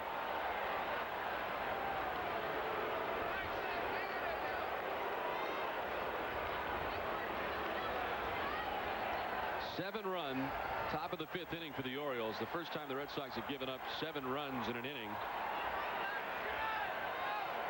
since August of a year ago against Tampa Bay. Line to right. Gibbons was very deep. Comes on and makes the running catch to Rob Hillenbrand. Nice play turned in by Jay Gibbons for out number 1. Gibbons having himself a pretty nice night. The nice play on that line drive that's really slicing away from him off the bat of the right-handed hitter. That ball sliced back toward the foul line, and still Gibbons able to reach across the body, being the left-handed thrower, and make that catch. He's also got a couple of hits in this game. He had that double back in the first inning to drive in 2 runs. A lot of people think he's going to have a big year. Remember last year he had that bad wrist. Jeremy Giambi out after the first one. He walked his first time.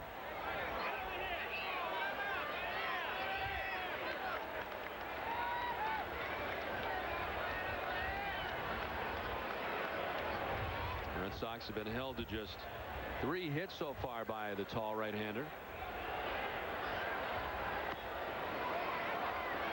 You know, it's a little scary, Don, the way the Yankees are playing.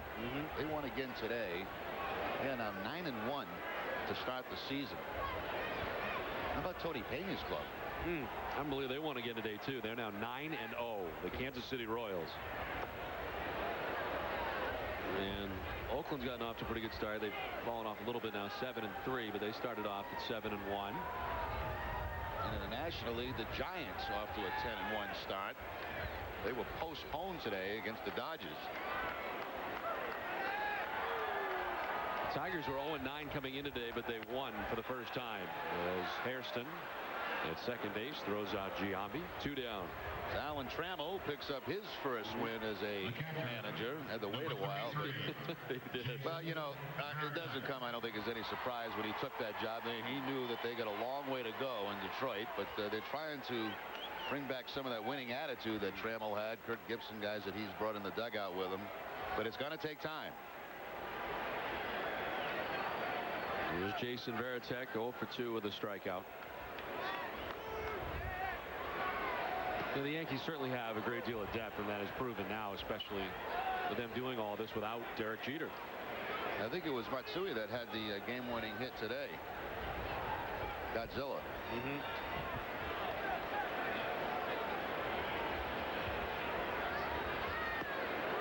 And there to Varitek, and he is quickly in the hole. 0-2. The Yankees heading into action today leading the American League in hitting at 316. Conversely, the Red Sox in the middle of the pack at 267.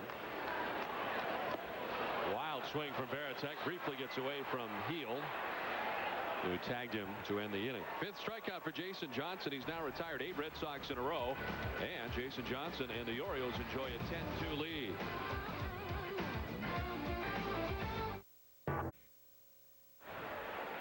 Back at Fenway Park in the midst of the 6th inning, 10-2 Baltimore, and all eyes right now are down by the third base coach's box at Fenway Park.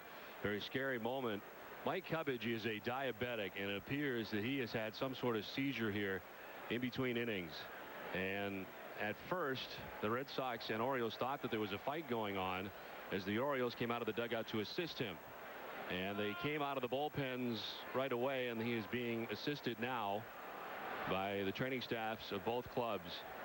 I looked down there, Don, between innings, and a couple of the Orioles were holding up, trying to hold up Mike Cubbage. And as you mentioned, we know he's a diabetic. He wears that insulin pump on the side of his belt.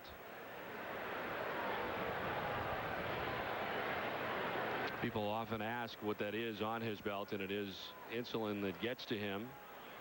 And it did appear that he was having some sort of seizure. And a scary moment here at Fenway Park right now.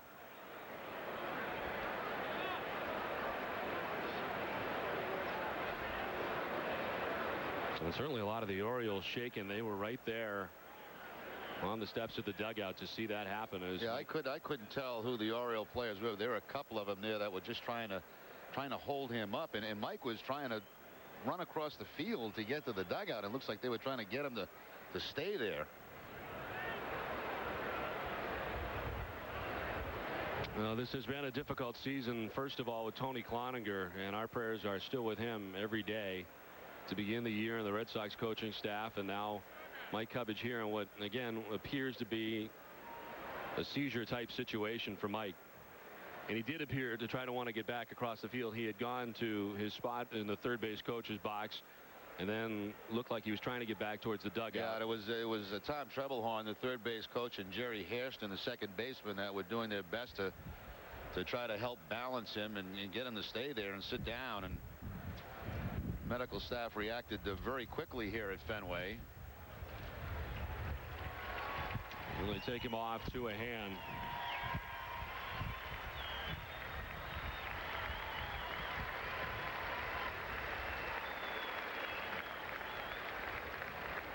Looks like they're going to take him through Canvas Alley, which is down the right field line. Yeah, that's the quickest way to the doctor's office here at Fenway.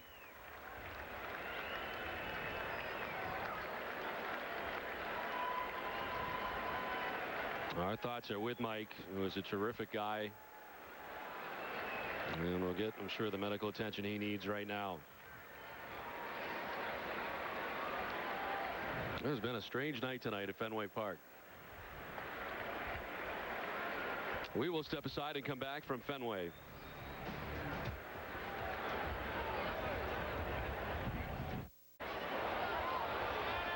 Back at Fenway, Gary Matthews Jr.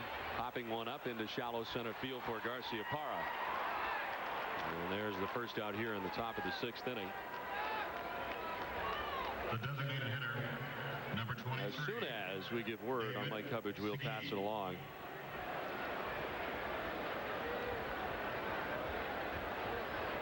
Here's David Segui, who's 1 for 3. Drove in a run his last time up.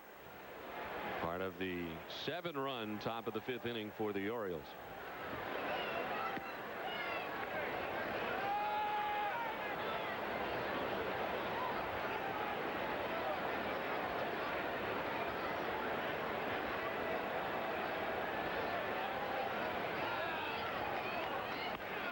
Wrapped hard into the Boston dugout, appears at the end.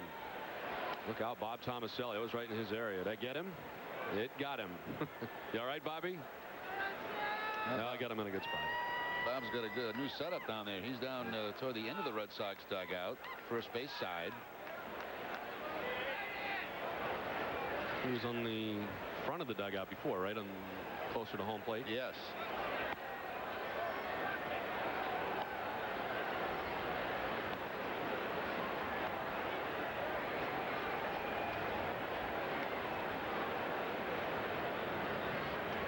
Steve Woodard has been on now for a full inning of relief of Pedro Martinez tonight. And he works here in the top of the 6th inning with 1 out.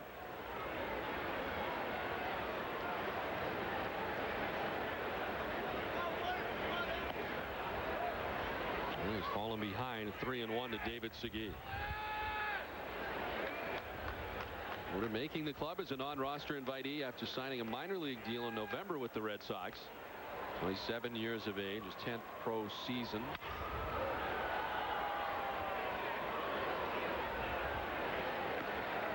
And the 6th year that he has appeared in the major leagues or parts of. Sorry about that. Stole Jerry's notes. Roughly stole them back. Did you think they were yours? Well, yeah. I also was in the middle of that line when you took it away. Apparently you don't care. Because you're not giving them back. They're my notes. Gonna be that way.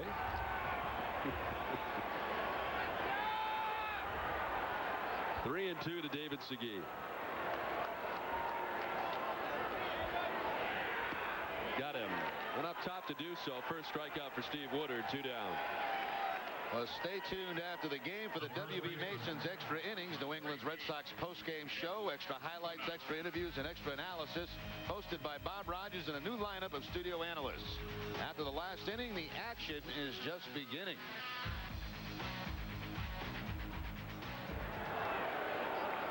Two outs in the top of the 6th inning. Jeff Conine, and he gets hit. He walked twice tonight, did Conine. He scored 2 runs, but he's hit this time. Now, it looked like a curveball had just slipped out of the hand that time of Steve Woodard. The right fielder, number 25. You see the spin on it, but it's not going to be breaking toward the plate. Right on the hip, the left hip of Conine. 2 outs, the runner at first. Here's Jay Gibbons. You know, I think the strangest thing about the Mike Cubbage situation really was that the players, or the Orioles players, were trying to help Mike Cubbage. It appeared at one point that they were surrounding Mike Cubbage, and they were, to help him up. And the Red Sox came finally out of the dugout as if it was a fight situation, and the bullpen's empty. Well, they couldn't tell from way out there what was going on. Obviously, they're a long way from the action down there in the bullpens, and it was, obviously strange to see something going on that third base side. Hillenbrand throws out Gibbons, and the Orioles are gone in the top of the 6th. 10-2 Baltimore at the end of 5.5 from Fenway. Last of the 6th, 10-2 Baltimore on top. The Orioles starter Jason Johnson has retired 8 Red Sox in a row. And the top of the Boston order, the last man to reach. That was a 2-run home run by this man, Johnny Damon.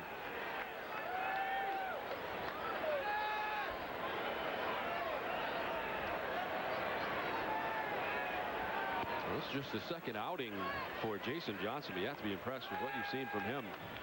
Yeah, he's pitched very well against the Red Sox. That start down in Baltimore, that was also against Pedro Martinez. And then again here tonight, a 2-run home run, the only 2 runs for the Red Sox. Had a few things to work through, too. A couple of delays. He's been out there warming up once, had to go back in when the umpire had to change. Some long innings, obviously a very long inning in the 5th.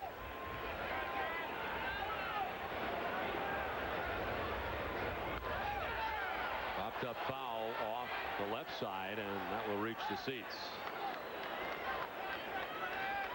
In the 5th, the Orioles sent 11 men to the plate and scored 7 times in that inning. Well, we mentioned some of the changes and more seats added on the field, both down past the first base and third base dugouts this season at Fenway, and also behind home plate. A couple of rows, extra rows in this area.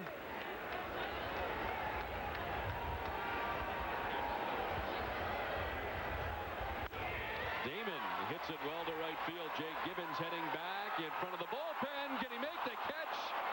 Got it. Nice catch by Jake Gibbons, who holds on and crashes into the bullpen fence. Wow, had a long way to go and comes up with it.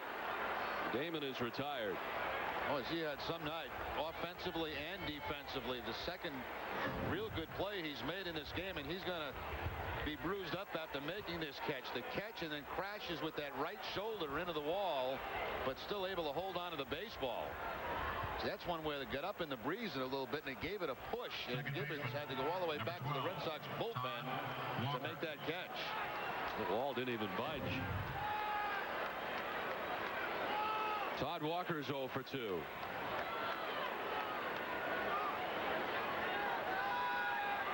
Nine in a row retired by Jason Johnson. That time he got a little help from his friend Jake Gibbons out in right field.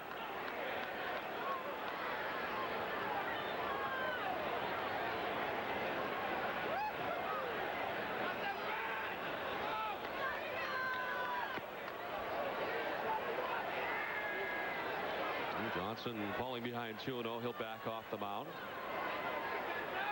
Thrown just 73 pitches, so he's in pretty good shape here in terms of his pitch count. Last time out against the Red Sox, he threw 97 of them.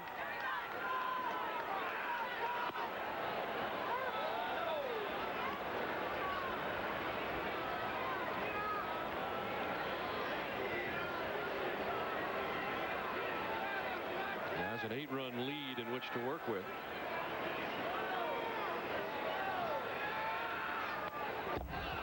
Evens up now at 2-2 to Todd Walker.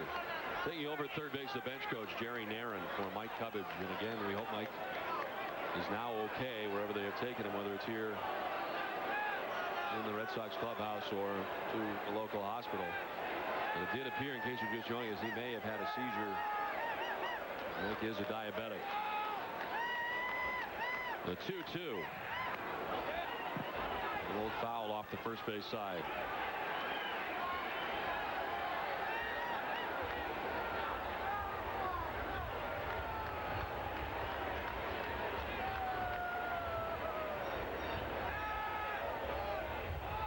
Jason Johnson lasted 6 1/3 in his first outing against Boston.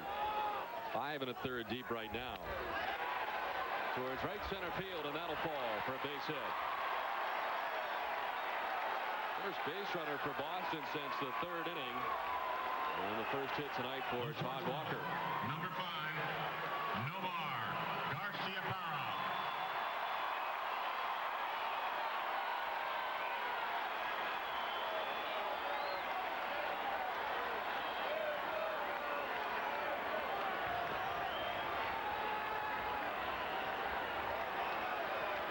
One out, one on. Here's Nomar, who singled in the first, grounded out to second in the 3rd.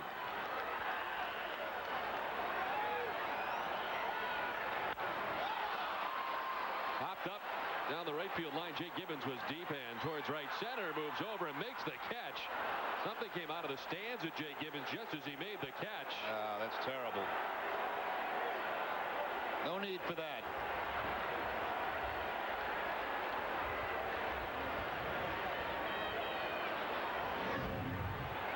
Gibbons going to the line to make the catch, and then looked like some popcorn came down. Really, come on, fans, you don't have to do that.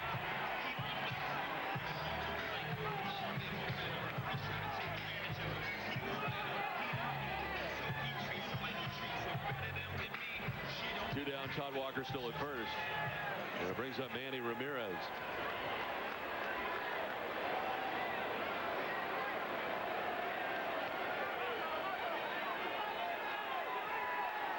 And he's line to center, line to right, hit the ball hard on 2 occasions, but at people tonight.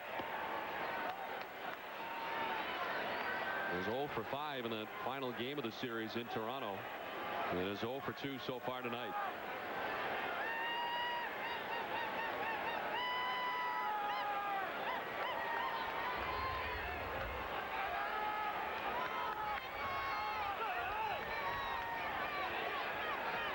Look out. Hit him in the helmet. The curveball. Yep. 77 miles per hour, the projection, so not intentional. Now we saw a ball slip out of Woodard's hand the last inning. He hit Conine, a curveball. Same thing here with Johnson, a curveball right over the top of the head of Manny. He tries to get down and just grazes the back of his helmet.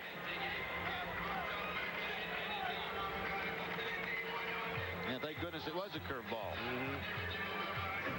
But you notice it might be a little bit more difficult now. The cooler temperatures, wind blowing to get the grip on those breaking ball. We've seen a couple of guys get hit. Now David Ortiz 0 for 2, 2 strikeouts so far tonight. 2 of 5 Ks for Jason Johnson. And have come against David Ortiz.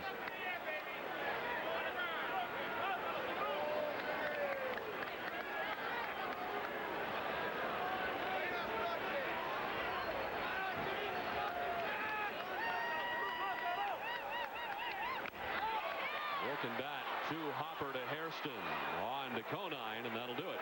Red Sox strand 2 in the bottom of the 6th inning. We've played 6 on the home opener from Fenway. It's 10-2 Baltimore.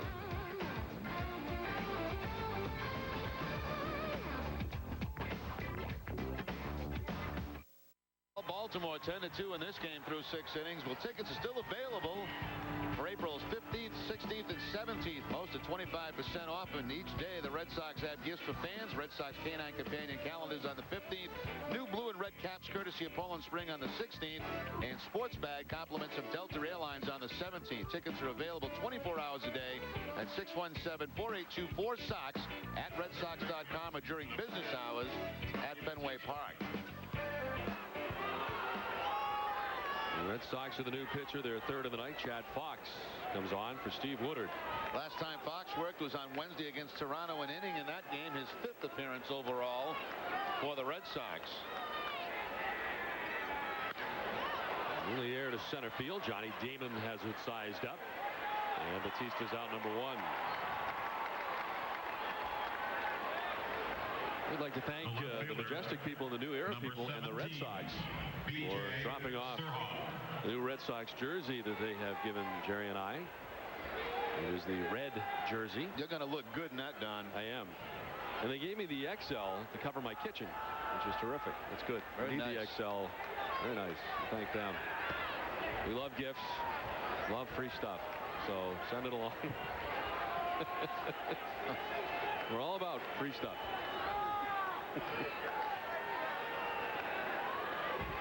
Surhoff gets a piece, 1-1.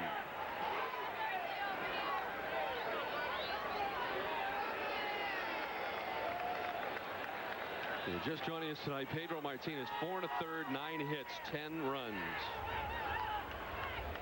4 walks, 5 strikeouts for Pedro. 1 and 2 to Surhoff. Needless to say, that's the most runs Pedro's given up in any outing in his career.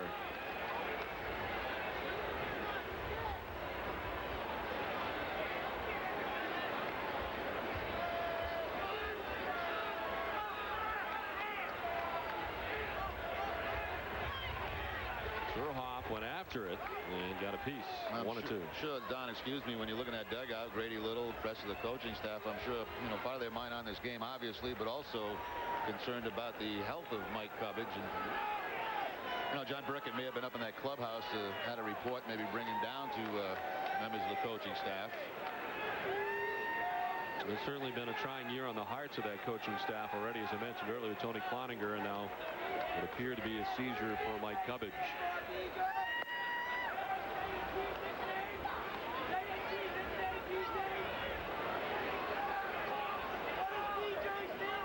Gregson, the acting pitching coach, alongside Grady Little. Surhoff chops it down the first baseline. Ortiz with the fair ball and the out. 2 down. The shortstop, number 11. Well, this is certainly something that Chad Fox needs, probably for his psyche more than anything else, is to have a good inning here in his first inning at Fenway Park. He's gotten the first 2 outs pretty quickly here in the top of the 7th inning. And also, you know, getting into a game where not a lot of pressure late in the game where the team's ahead, you know, one of these games where they're behind, and maybe help them relax a little bit. Grounded towards Walker, and Chad Fox has a 1-2-3 top of the 7th inning. Much needed. The Orioles go down only for the second time tonight. 1-2-3.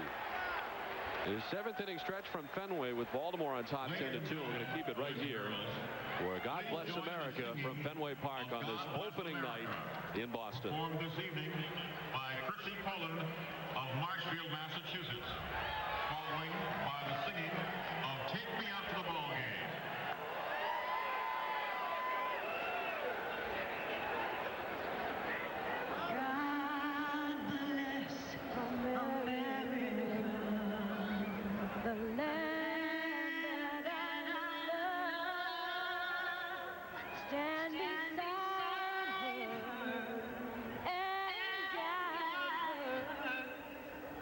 With the lights in the night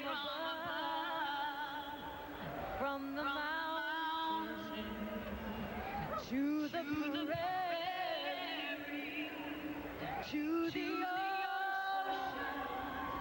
Why would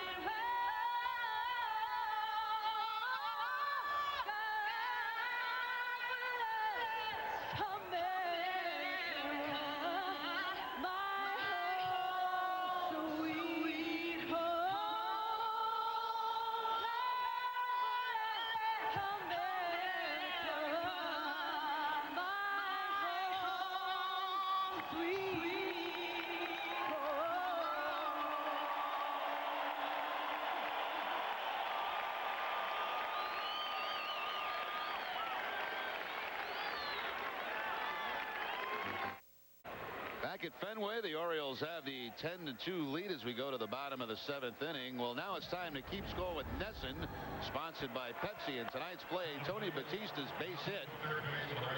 This was in the 4th inning to lead off the inning, and Manny throwing him out at second base.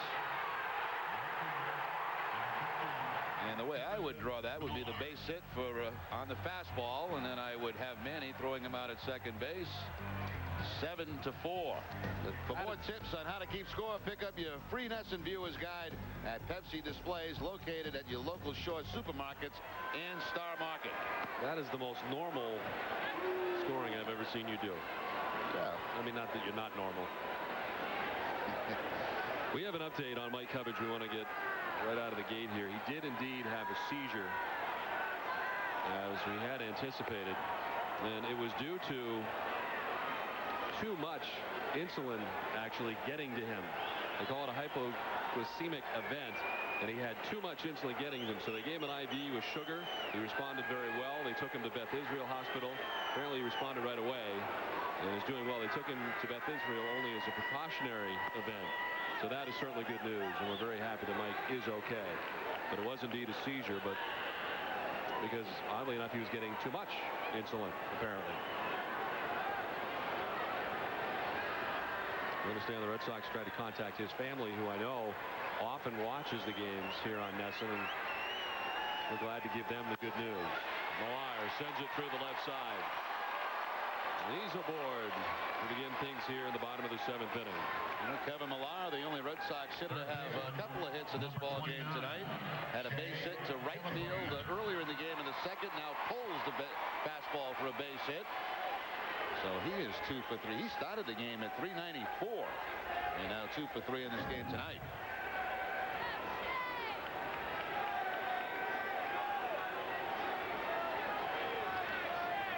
There's Shea, who's grounded out to second base into a double play and lined to right. 0 for 2.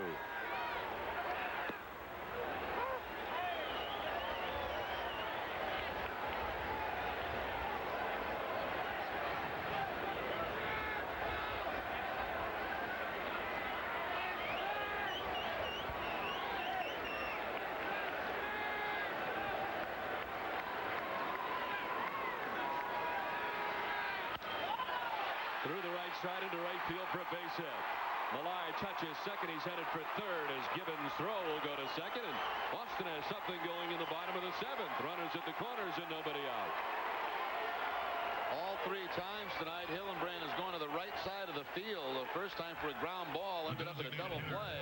Then a line drive that Gibbons made a nice play on. And now this time, finally finds the hole for the base hit.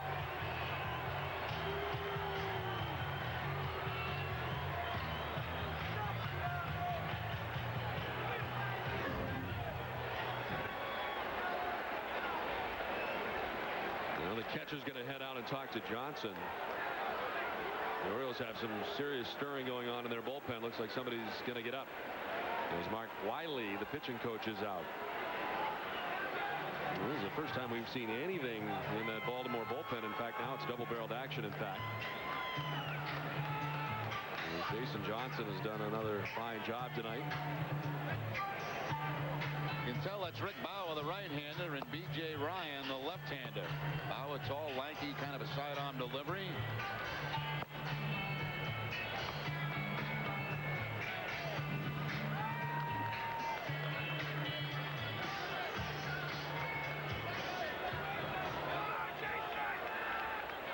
Jeremy Giambi walked in the third, grounded out to second in the fifth.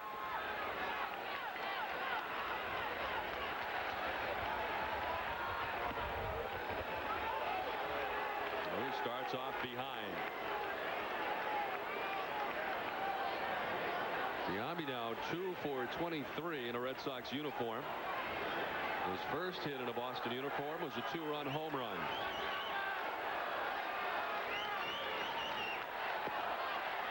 Miller for the strike, and Giambi's in a hole.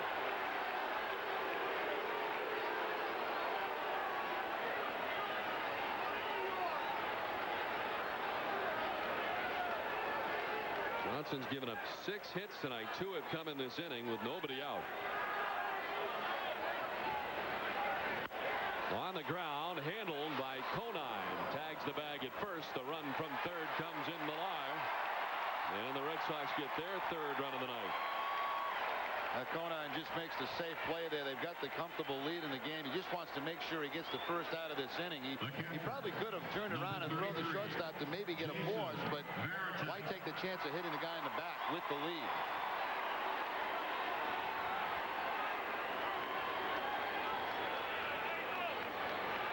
Well, Jason Varitek, who's had a tough night at the plate, striking out twice. Jason Johnson has had his number tonight.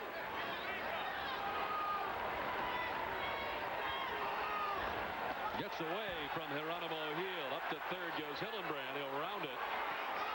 That might have hit Varitek. He did indeed. He's going to have to go back to the bag at second.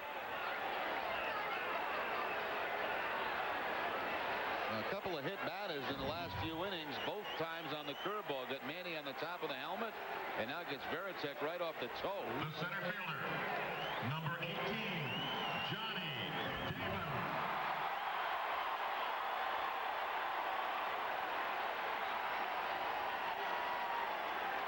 The conference at the mound. And Johnny Damon coming up. Of course, it was Damon who hit the 2-run home run back in the third inning. Off Jason Johnson to give the Red Sox their first 2 runs of the night. And he'll have to face him again, or will he? No. Here comes Mike Hargrove. Johnson will not face him. And they'll make the change even with the 7-run lead. Mike Hargrove not taking any chances. Now he's got a couple of lefties due up in Damon and Walker. He'll go to the left-hander B.J. Ryan.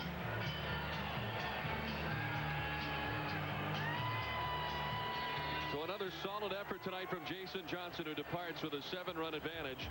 We're in the last of the 7th inning. It's 10-3 Baltimore.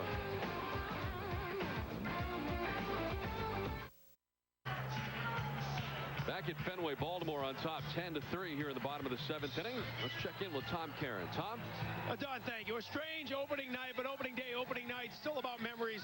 Trudy, Carolyn, Emily, and Sharetta here, and they've got some memories. First of all, it's been a long couple of days for you guys. We were here 3 times. This is a third time we tried to see opening day. I'm really glad we finally got to see it, but even though the results kind of haven't been other guy. Well, they had opening day tickets yesterday, got rained out. This afternoon they came back, got rained out. Didn't have tickets tonight, right? You had to. You two had them. You two didn't. You had to actually scalp them. Yeah, we got them for face value, but hey, it's worth it, right? Tell me about that can of Coke you're holding. Who gave that to you? Before the game, I asked Larry Lucchino for some soda, and he gave me his half-drunk can of... There you go. Larry Lucchino gave her a soda. Guys, back to you. All right, Tom. New pitcher is B.J. Ryan. B.J. Ryan making his 7th appearance. He's pitched very well. 4 1/3 innings, 4 hits, no runs, no walks, and 6 strikeouts. Johnny Damon grounds it over towards the Boston dugout. There's Jason Johnson, who went 6 1/3 last time against Boston, and he's done it again tonight. Tonight he gets some solid run support. We didn't get a lot of that last time, but we got it tonight. Damon slaps it outside of first in foul. B.J. Ryan last season pitched in a career-high 67 games for the Orioles. They get a couple of lefties in their bullpen. B.J. Ryan and Buddy Groom is the other left-hander.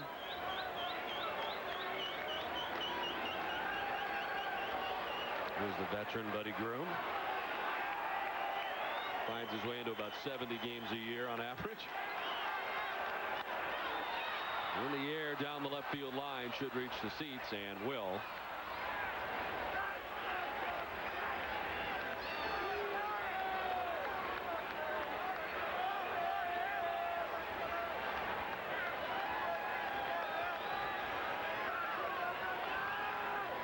Jason Johnson responsible for the runners on. Shea Hillenbrand at third. Jason Varitek, actually Shea Hillenbrand at second. Varitek at first. And one away here in the 7th.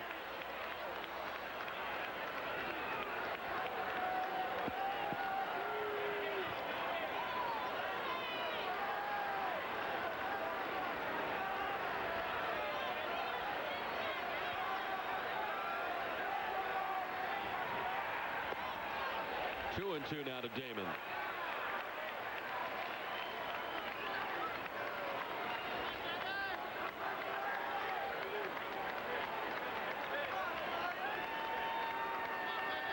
B.J. Ryan, 27 years of age.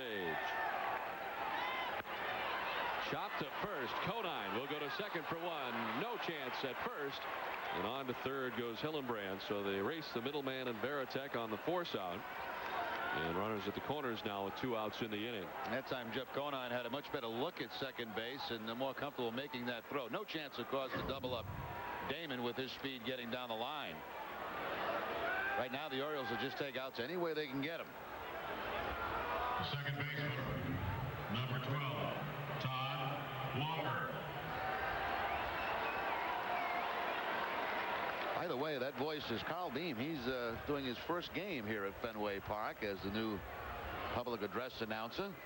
There's Carl, the longtime radio man. And his booming voice here tonight here at Fenway Park. He's done a great job. The job is not easy. There's a big delay that I did not know about until yesterday's on-field ceremony. Huge delay. You speak and then nothing comes out for like 2 seconds. Then it comes out. So it takes a while, and it's going to take Carl a while, but he's done a terrific job tonight. Walker grounds it right back to Ryan. The 6'6" pitcher snares it and throws Walker out and ends things here in the 7th inning. The Red Sox get a run back, but the task still tall. Baltimore on top 10-3. Back at Fenway, 10-3, the Orioles have the lead. Well, stay tuned after the game for W.B. Mason's Extra Innings, New England's Red Sox postgame show with extra highlights, extra interviews, and extra analysis, hosted by Bob Rogers and a new lineup of studio analysts. After the last inning, the action is just beginning, and tonight's guest in studio is expected to be Shea Hillenbrand. The catcher, number 9. Now ready for the top of the 8th inning. The Red Sox change pitchers as the bullpen getting some work tonight. Ramiro Mendoza into the game. Making his 6th appearance of the season. He's worked 6 innings total, allowing 12 hits and 8 earned runs. A rocky start from Mendoza. His last outing coming up in Toronto. That was on Wednesday, an inning and a third in that game and 4 earned runs. First faces the Oriole catcher Geronimo Gil. Chad Fox had a good inning of relief, sending down the Orioles 1-2-3 in their half of the 7th inning. In his Fenway debut in a Red Sox uniform tonight.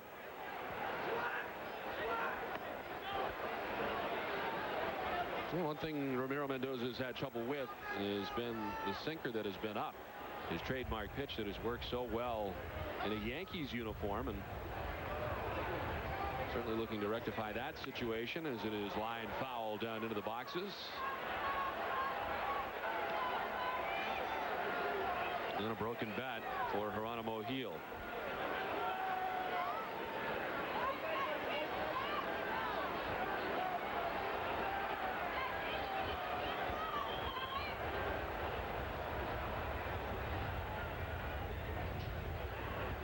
Going to be tough for those guys in the bullpen to sit out all night in those windy conditions out there. They do have the doors on the bullpen area, so at least there is keep warm or keep that wind away if they choose to sit behind them.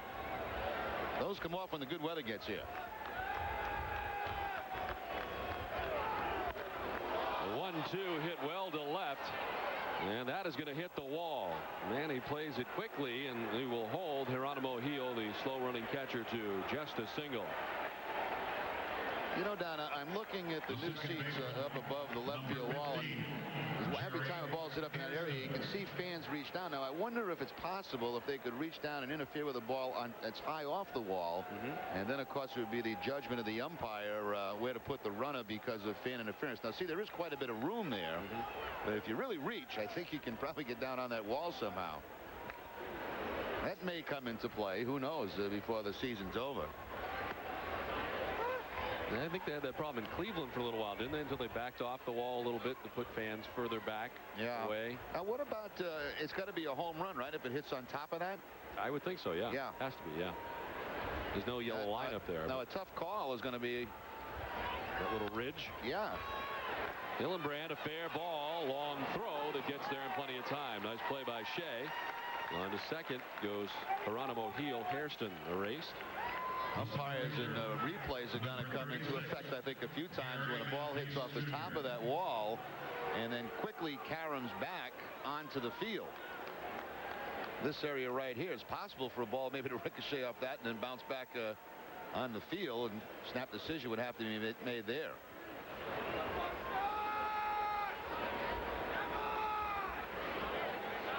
The sight lines up there are incredible. You know, you wonder about the ladder too and the necessity of it. That is one of the trickier things about Fenway Park. When the ball kicks off there in different directions, it can cause havoc for an outfielder. It was there to remove the balls from the screen from batting practice. I'm not sure it's not necessary any longer. Well, they've elected for now to keep that there, and of course you're right, that presents other challenges for left fielders at Fenway Park. Found nowhere else. Just a ladder out there on a wall. Well, the other thing now too, with the extended scoreboard, obviously there's more balls that are going to carry them off that scoreboard, and on top of the scoreboard we've seen them hit there and then bounce right up, and that'll be some other areas that will have an effect out there.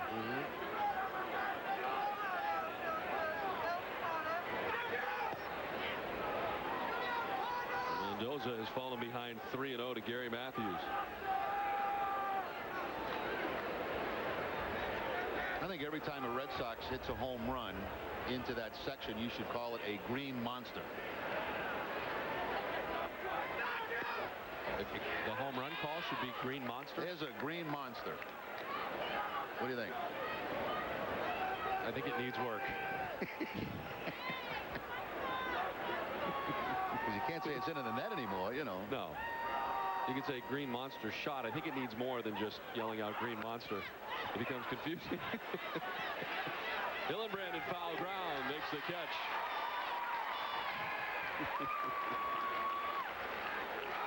Two down. It'll bring up David Segui. The designated hitter, number 23, David Segui.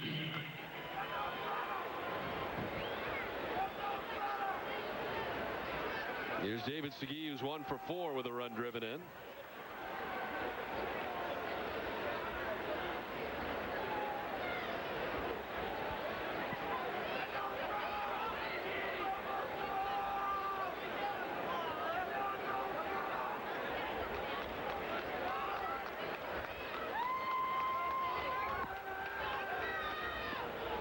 Mendoza, the fourth pitcher used tonight by Boston. Pedro Martinez, a career high 10 runs allowed in his 4 1/3 innings of work tonight. Steve Woodard went an inning and 2/3, giving up a hit. Fox, perfect inning, and now Ramiro Mendoza. 2-0 to Segui.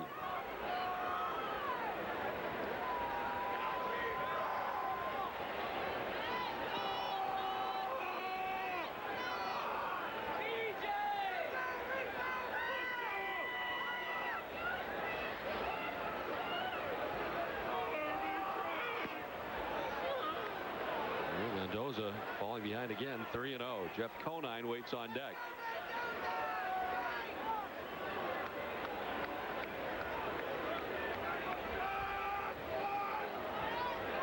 Red Sox 6-4 heading into tonight's action. There's a strike to Segui. Well, Derek Lowe will get the start tomorrow in lieu of Tim Wakefield. Because of all the rainouts, Tim getting skipped this time around. He'll be back in the rotation after Pedro pitches on Friday. We'll see Derek Lowe here tomorrow afternoon in the finale of the series. And he'll be matched up against, at this moment it appears, Rodrigo Lopez, who was roughed up by the Red Sox after so many successful outings last year against Boston. And was second in the Rookie of the Year balloting.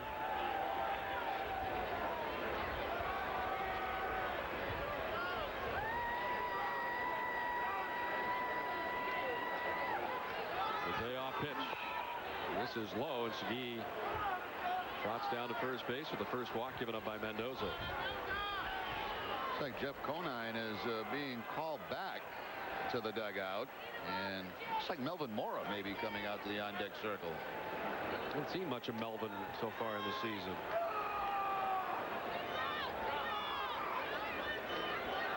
Conine had been on base 3 times tonight without the benefit of a hit. He walked twice and was hit by a pitch. He was hit for here in the 8th. Ladies and gentlemen, hitting for Conine, number 6, Melvin Mora.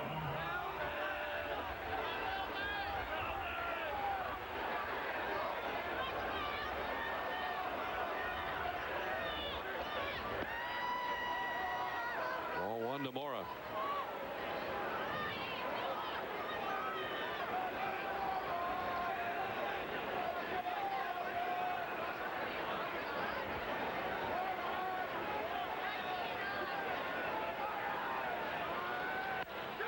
In the air to left. Ramirez heading back. It's over his head, and that'll grab the scoreboard. And it's coming around as Geronimo Heel to score. Up to second base with an RBI double goes Melvin Mora, and the Orioles lead it 11-3. Well, 2 things are there. You give Conine the rest of the night off with a comfortable lead, and Mora right now is 5 for 8 in his career against Mendoza. Once again, that sinker didn't sink there, and Mora finds the gap in left center field.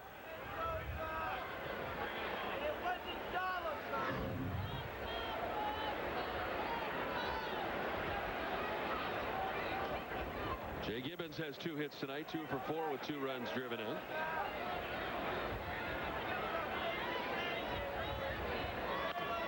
Line and cut on the backhand by Todd Walker. Nice diving play from the Red Sox second baseman. Ends things here in the top of the 8th. The Orioles get another run on to the bottom of the 8th. 11-3 Baltimore.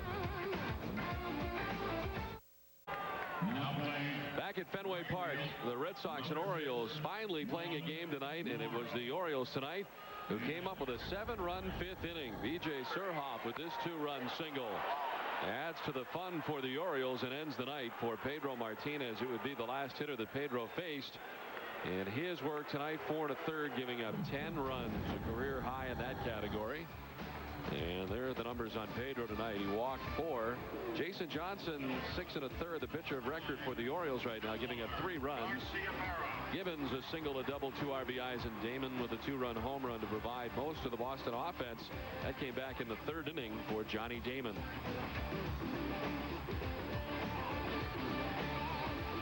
Have some changes we'll tell you about here in a moment, as Nomar Garciaparra leads off the inning. Melvin Mora, who pinch hit for Jeff Conine, takes over in right field. And Jake Gibbons comes from right to first base. The Orioles have a new pitcher as well, Rick Bauer, into the game.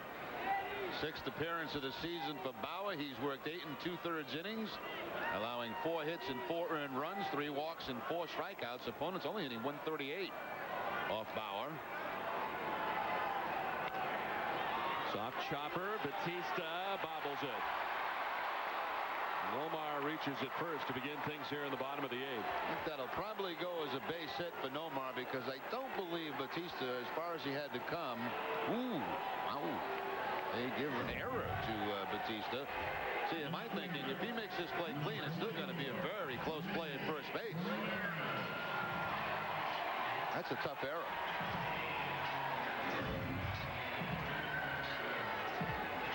That's just my opinion, though, which I'm entitled to. I thought a good throw got him.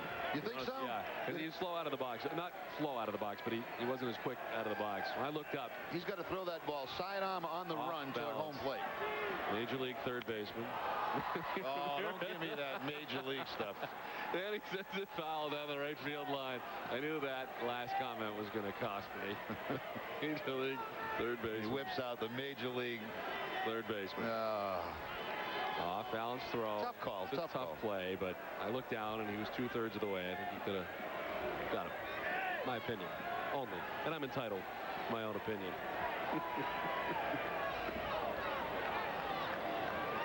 Ramirez taking ball 1, 1-1.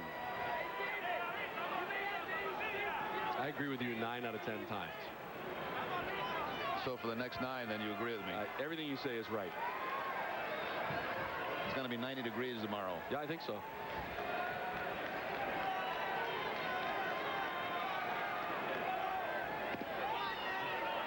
Two and 1 now to Manny. I'd like to roll you that same ball and see how many times you make that play. I'm not a Major League third baseman. That's my point. I could have been, but I'm not.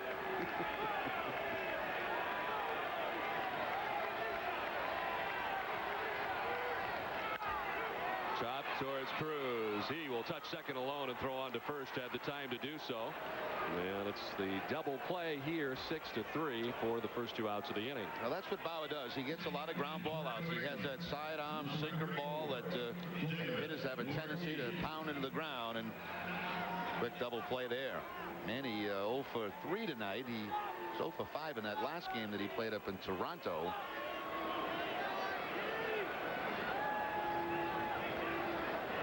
David Ortiz 0 for 3. 2 strikeouts and a ground out.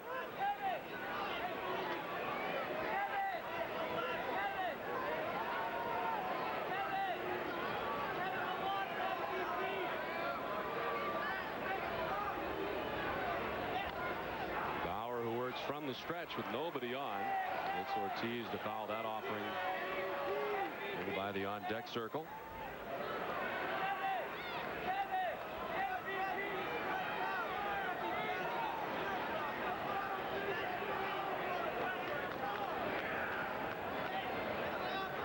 Now to David Ortiz. Rick Bauer, 6'6", 218 pounds, tall, lanky, out of Garden Grove, California. Towards left center field, hit pretty well, and that'll get down. Back on the warning track. Ortiz got to hurry up. Matthews got to it quickly, and he goes flopping in head first into second base. His first hit in a Red Sox uniform at Fenway Park. Well, for a while it looked like Matthews in center field was going to make a spectacular play on this. The ball refused to sit, but then finally he just could not reach it. Slipped a little bit on the grass, and Ortiz has himself the double. He took off after that one. I thought for sure he was going to make one of those spectacular plays. That's kind of the way things have been going.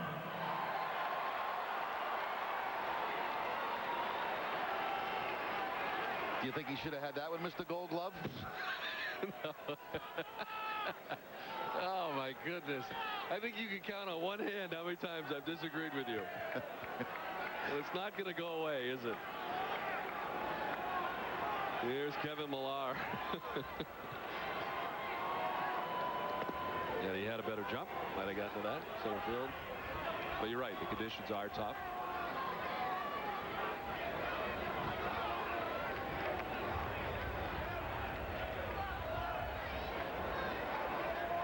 The Orioles on top 11-3.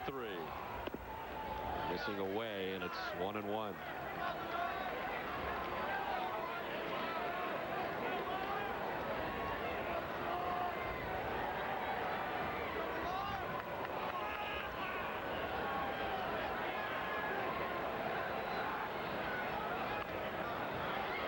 Kevin Millar with a pair of hits tonight. A single to center in the second.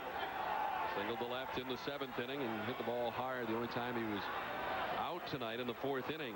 Line drive caught by Gary Matthews out there in center. It's a fine beginning to his Red Sox career.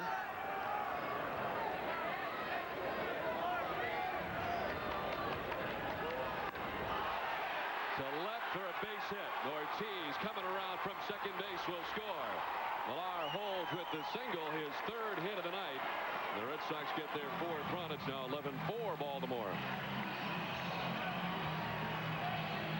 Bauer hung a breaking ball that time, and Millar jumps all over it. You see Heel, he wants the ball away. That breaking ball stayed inside part of the plate, and Millar right down the left field line. Picks up his 12th RBI of the season. And 3rd hit tonight.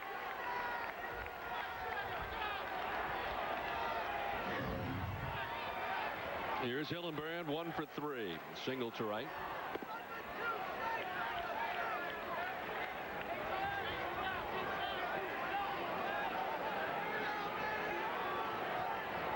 Rick Bauer, the 3rd Baltimore pitcher tonight, after their starter went 6 1/3.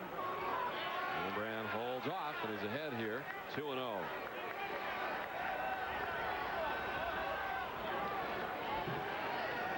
Patient Hillenbrand here as the Red Sox need base runner.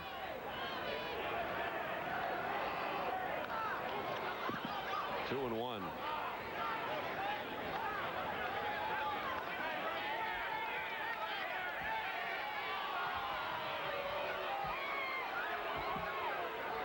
The Orioles and Red Sox will meet 10 times this year here at Fenway. Of the 19 games the two will play.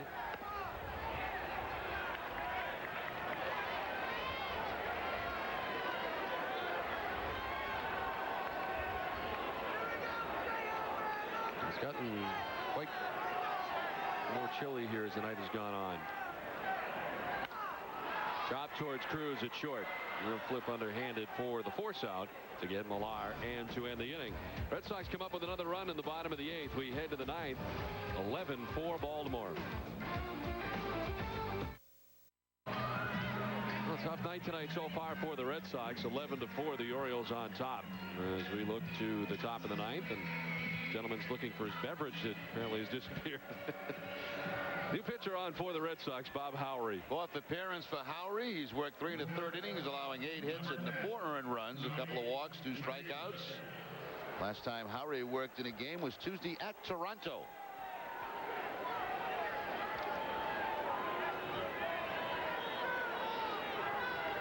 Well, first base, the Orioles' 3rd baseman, Tony Batista, 2 for 3 tonight with a couple of hits and a walk.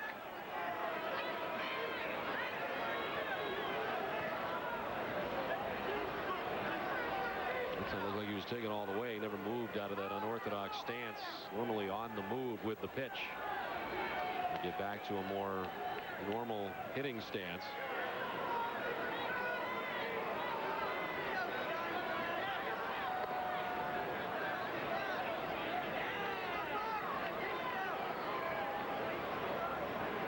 The bullpen's had a few days off, as have the rest of the Red Sox due to the rain.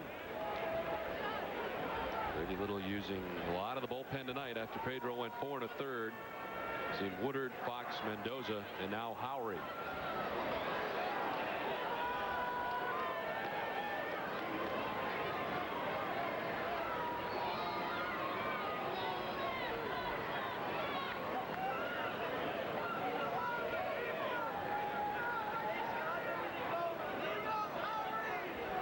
32,029 the attendance tonight. Some have ducked out as the Orioles with a lead, and good cut there from Batista. Yeah, Red Sox and Orioles back at it tomorrow afternoon. Remember, 2 o'clock starts now on Sundays here at Fenway. It used to be 2 o'clock around the time you played, weren't they? Yeah, many moons ago.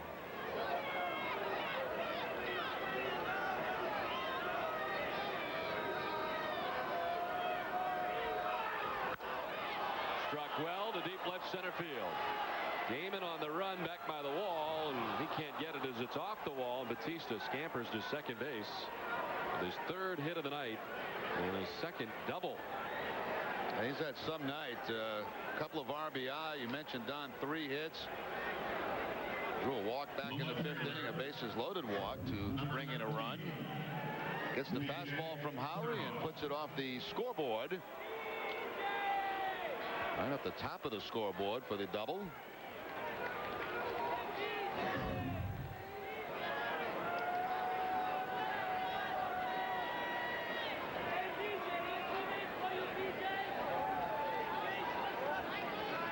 There's B.J. Surhoff, 1 for 4.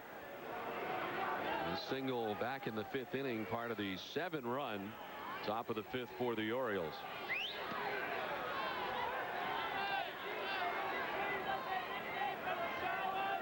Oh, 2 o'clock start tomorrow. Gives a little bit more time to get yourself together in the morning. What do you mean by that? Well, just mean you have the extra hour for whatever it is that you do in the morning.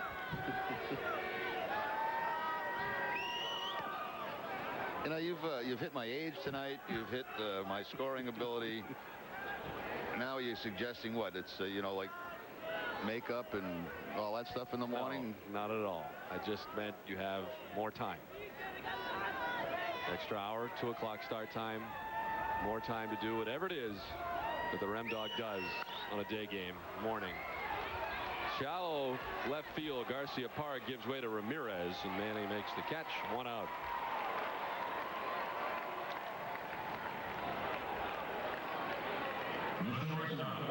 Number 11, Davey Cruz. It was interesting this afternoon when the first game was rained out.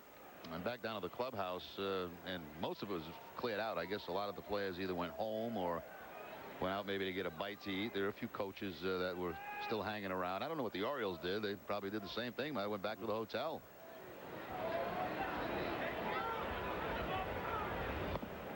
It was kind of strange to come to the ballpark for a day-night doubleheader and not play the first part of it. And a lot of people hanging around during the day. Orioles staying very close to the ballpark, so easy for them to take off once they get the news. If they did go back to the hotel. We stayed here, though, and prepared for the night game. We were very prepared for this game tonight.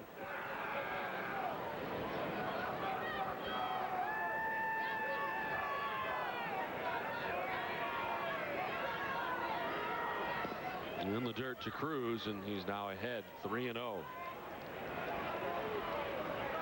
Looking ahead to the bottom of the 9th inning, the Red Sox dealing with the deficit at the very least of 7 runs. Jeremy Giambi, Jason Varitek, and Johnny Damon expected to bat.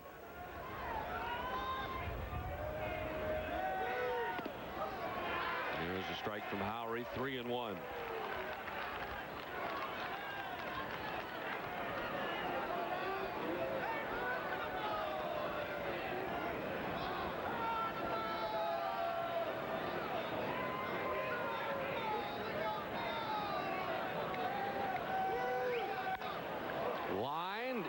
Field for a base hit. Batista started back to second base. He thought Walker had a chance at second, so he only gets to third on the base hit to right for Davey Cruz. His second hit of the night. Yeah, it's been 2 different nights for Davey Cruz. The Pedro part of it where he struck out a couple of times, but since Pedro's left the game, he's got 2 hits and 2 RBI in this game.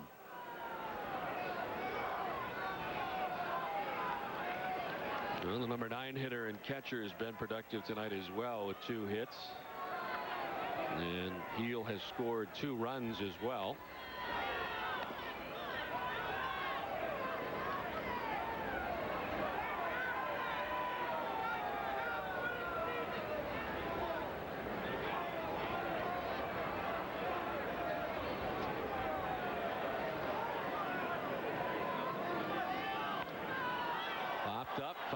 third. Hillenbrand will give chase. So will Veritek, and no play.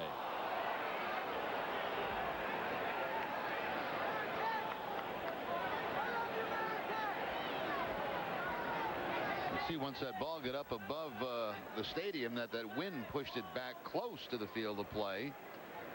Bounced somewhere in that front row.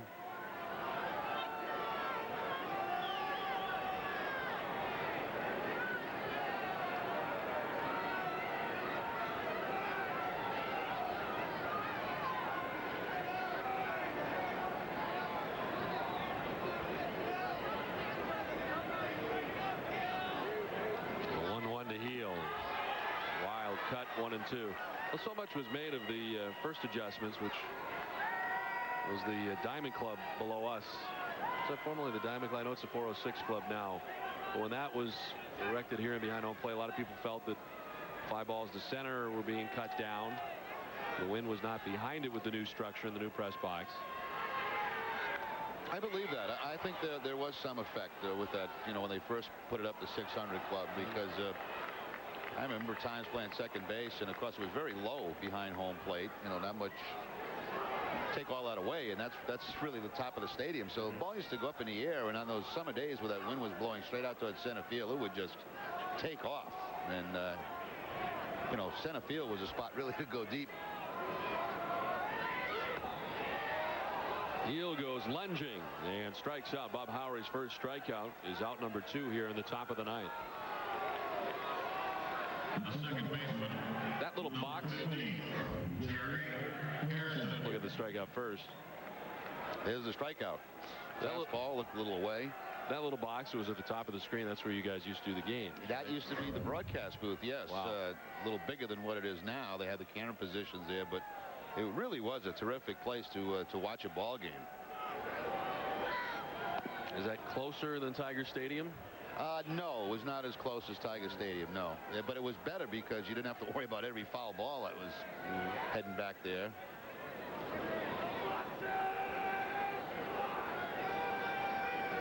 Were you actually behind the screen as it is now? Is the screen in front of you? We were on top of the screen. A little cold there early in the season and a little warm in the middle of the summer. There was no heat, no AC. Well, now we're in the climate-controlled booth up top. But the vantage point has changed dramatically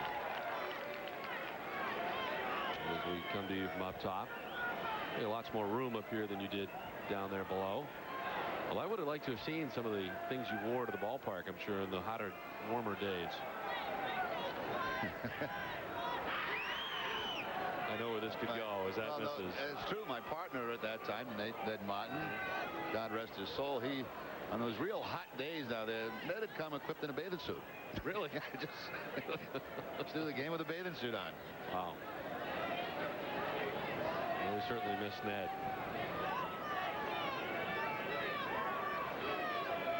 The 3-1. Gary Hairston takes it for ball 4. And then up to second base goes Davy Cruz. Still at third is Batista, so bases loaded, 2 down. And that'll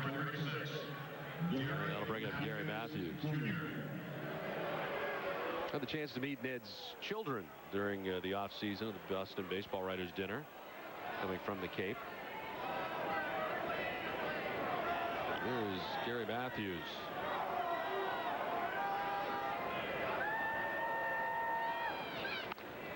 Lined out of the reach of Garcia Parra into left. From third comes Batista. Trying to score from second is Davy Cruz. He's in. And the Orioles add 2 more to their total and lead it 13-4.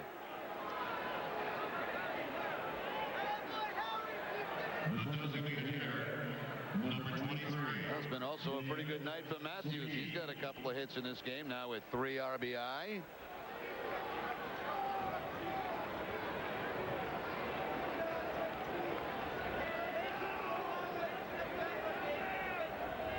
Here's David Segui.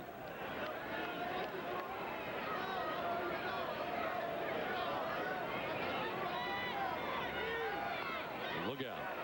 Segui hopping back out of the way.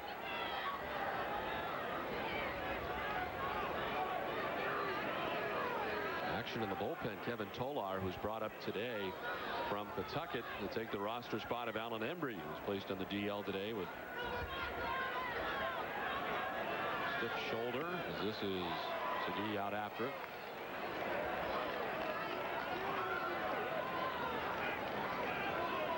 Called it shoulder soreness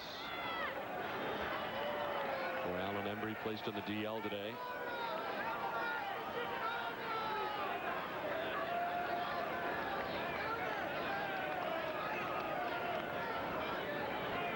Lowry with the 1-1. In there for a strike over the outside corner. Hairston at second, Matthews at first with 2 outs here in the ninth.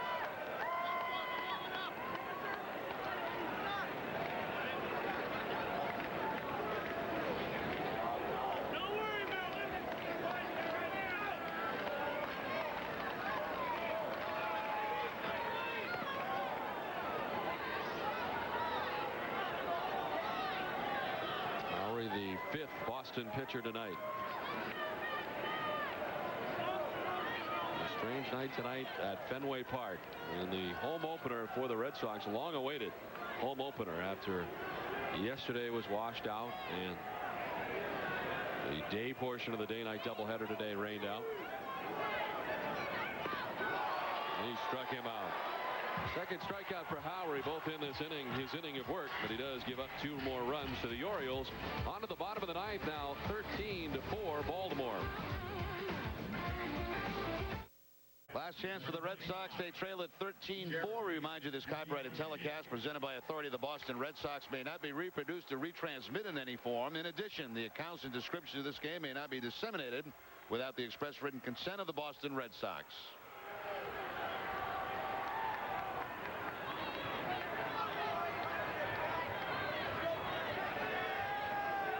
Bottom of the ninth inning, Jeremy Giambi to lead it off. Baltimore now on top 13-4. The 13 runs allowed by the Red Sox, certainly a season high, but it is the most since August 1st of 2002 at Texas. 19 runs allowed that night to the Texas Rangers in a 19-7 loss.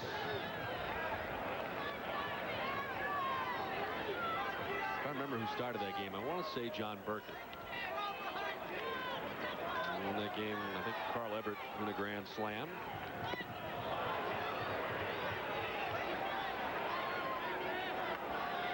Here's John Burkett.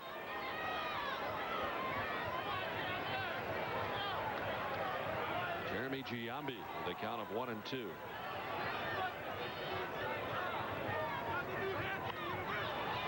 Foul off the left side. It'll reach the seats.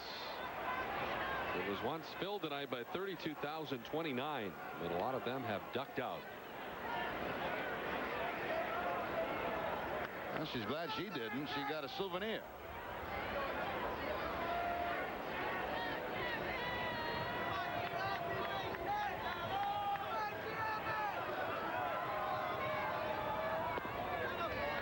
Two and two to Giambi. He'll be followed by Veritek and Damon here in the last half of the ninth. Red Sox dealing with a 9-run deficit. Straight back to the backstop, 2-2.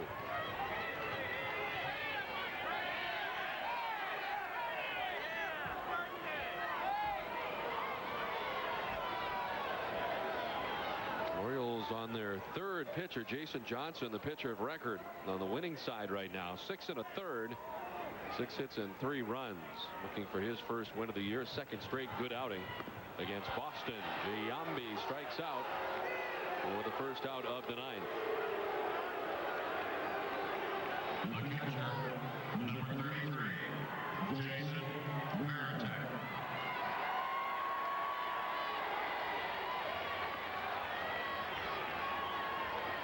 One down. Here's Jason Veritek.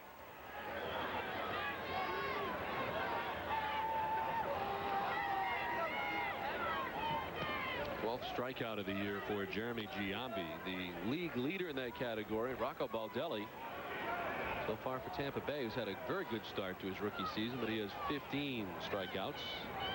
Hasn't Baldelli had a hit in every game? I think so, yeah. Whiteside gets hit for the second time tonight. Second time it grabbed his foot, it looks like. The first time was off his toe, his left toe. The center fielder, number 18, Johnny Damon.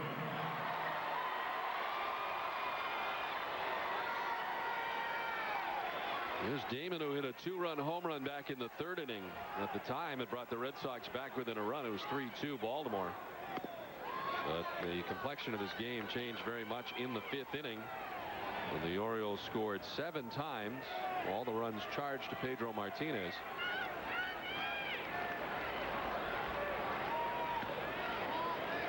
Woodard came on and let some of those runs score.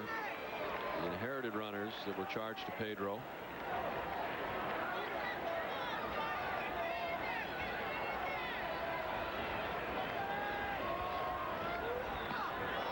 Damon with the cut, 1-2.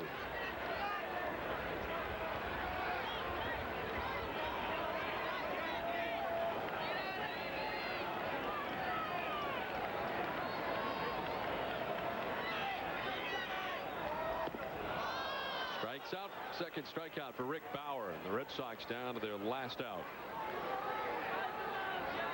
Second baseman, number 12, Todd Walker. The Foxwoods chance play of the game coming in the 5th inning. B.J. Surhoff with the base hit to drive in a couple of runs. That was the last batter that Pedro faced tonight. That was the Foxwoods chance play of the game. Todd Walker has a hit tonight. He's singled back in the 6th inning.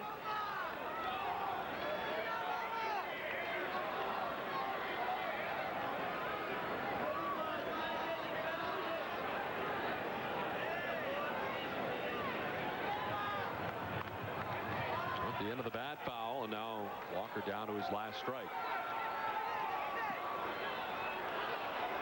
Derek Lowe tomorrow against Rodrigo Lopez. The finale of what is now a series shortened 2-game series against the Orioles.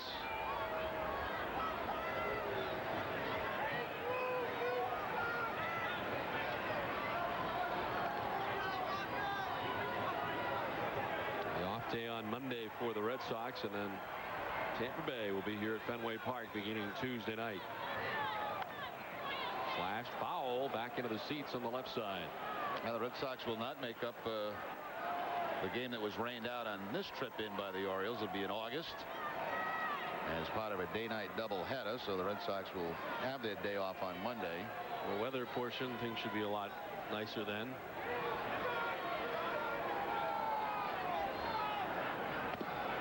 There was some talk at one point that maybe with both clubs off on Monday they would elect to play the game there, but that is not the case. It'll be part of a day-night doubleheader on August 8th.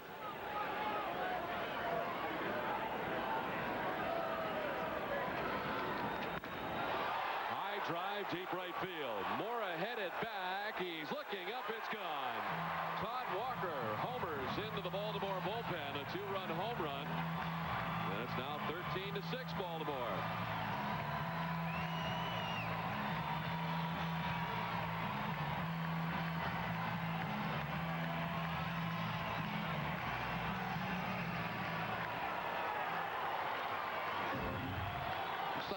Tried to put him away on a changeup, left it about belt high, and first home run for Todd Walker here at Fenway Park, his 2nd of the season.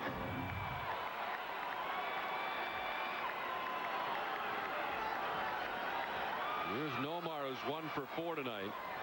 Certainly have a little bit more pop at the top of the order than the Red Sox had in the past. Damon so far with 3 home runs, including 1 tonight, and Todd Walker, the number 2 hitter, with 2. Up.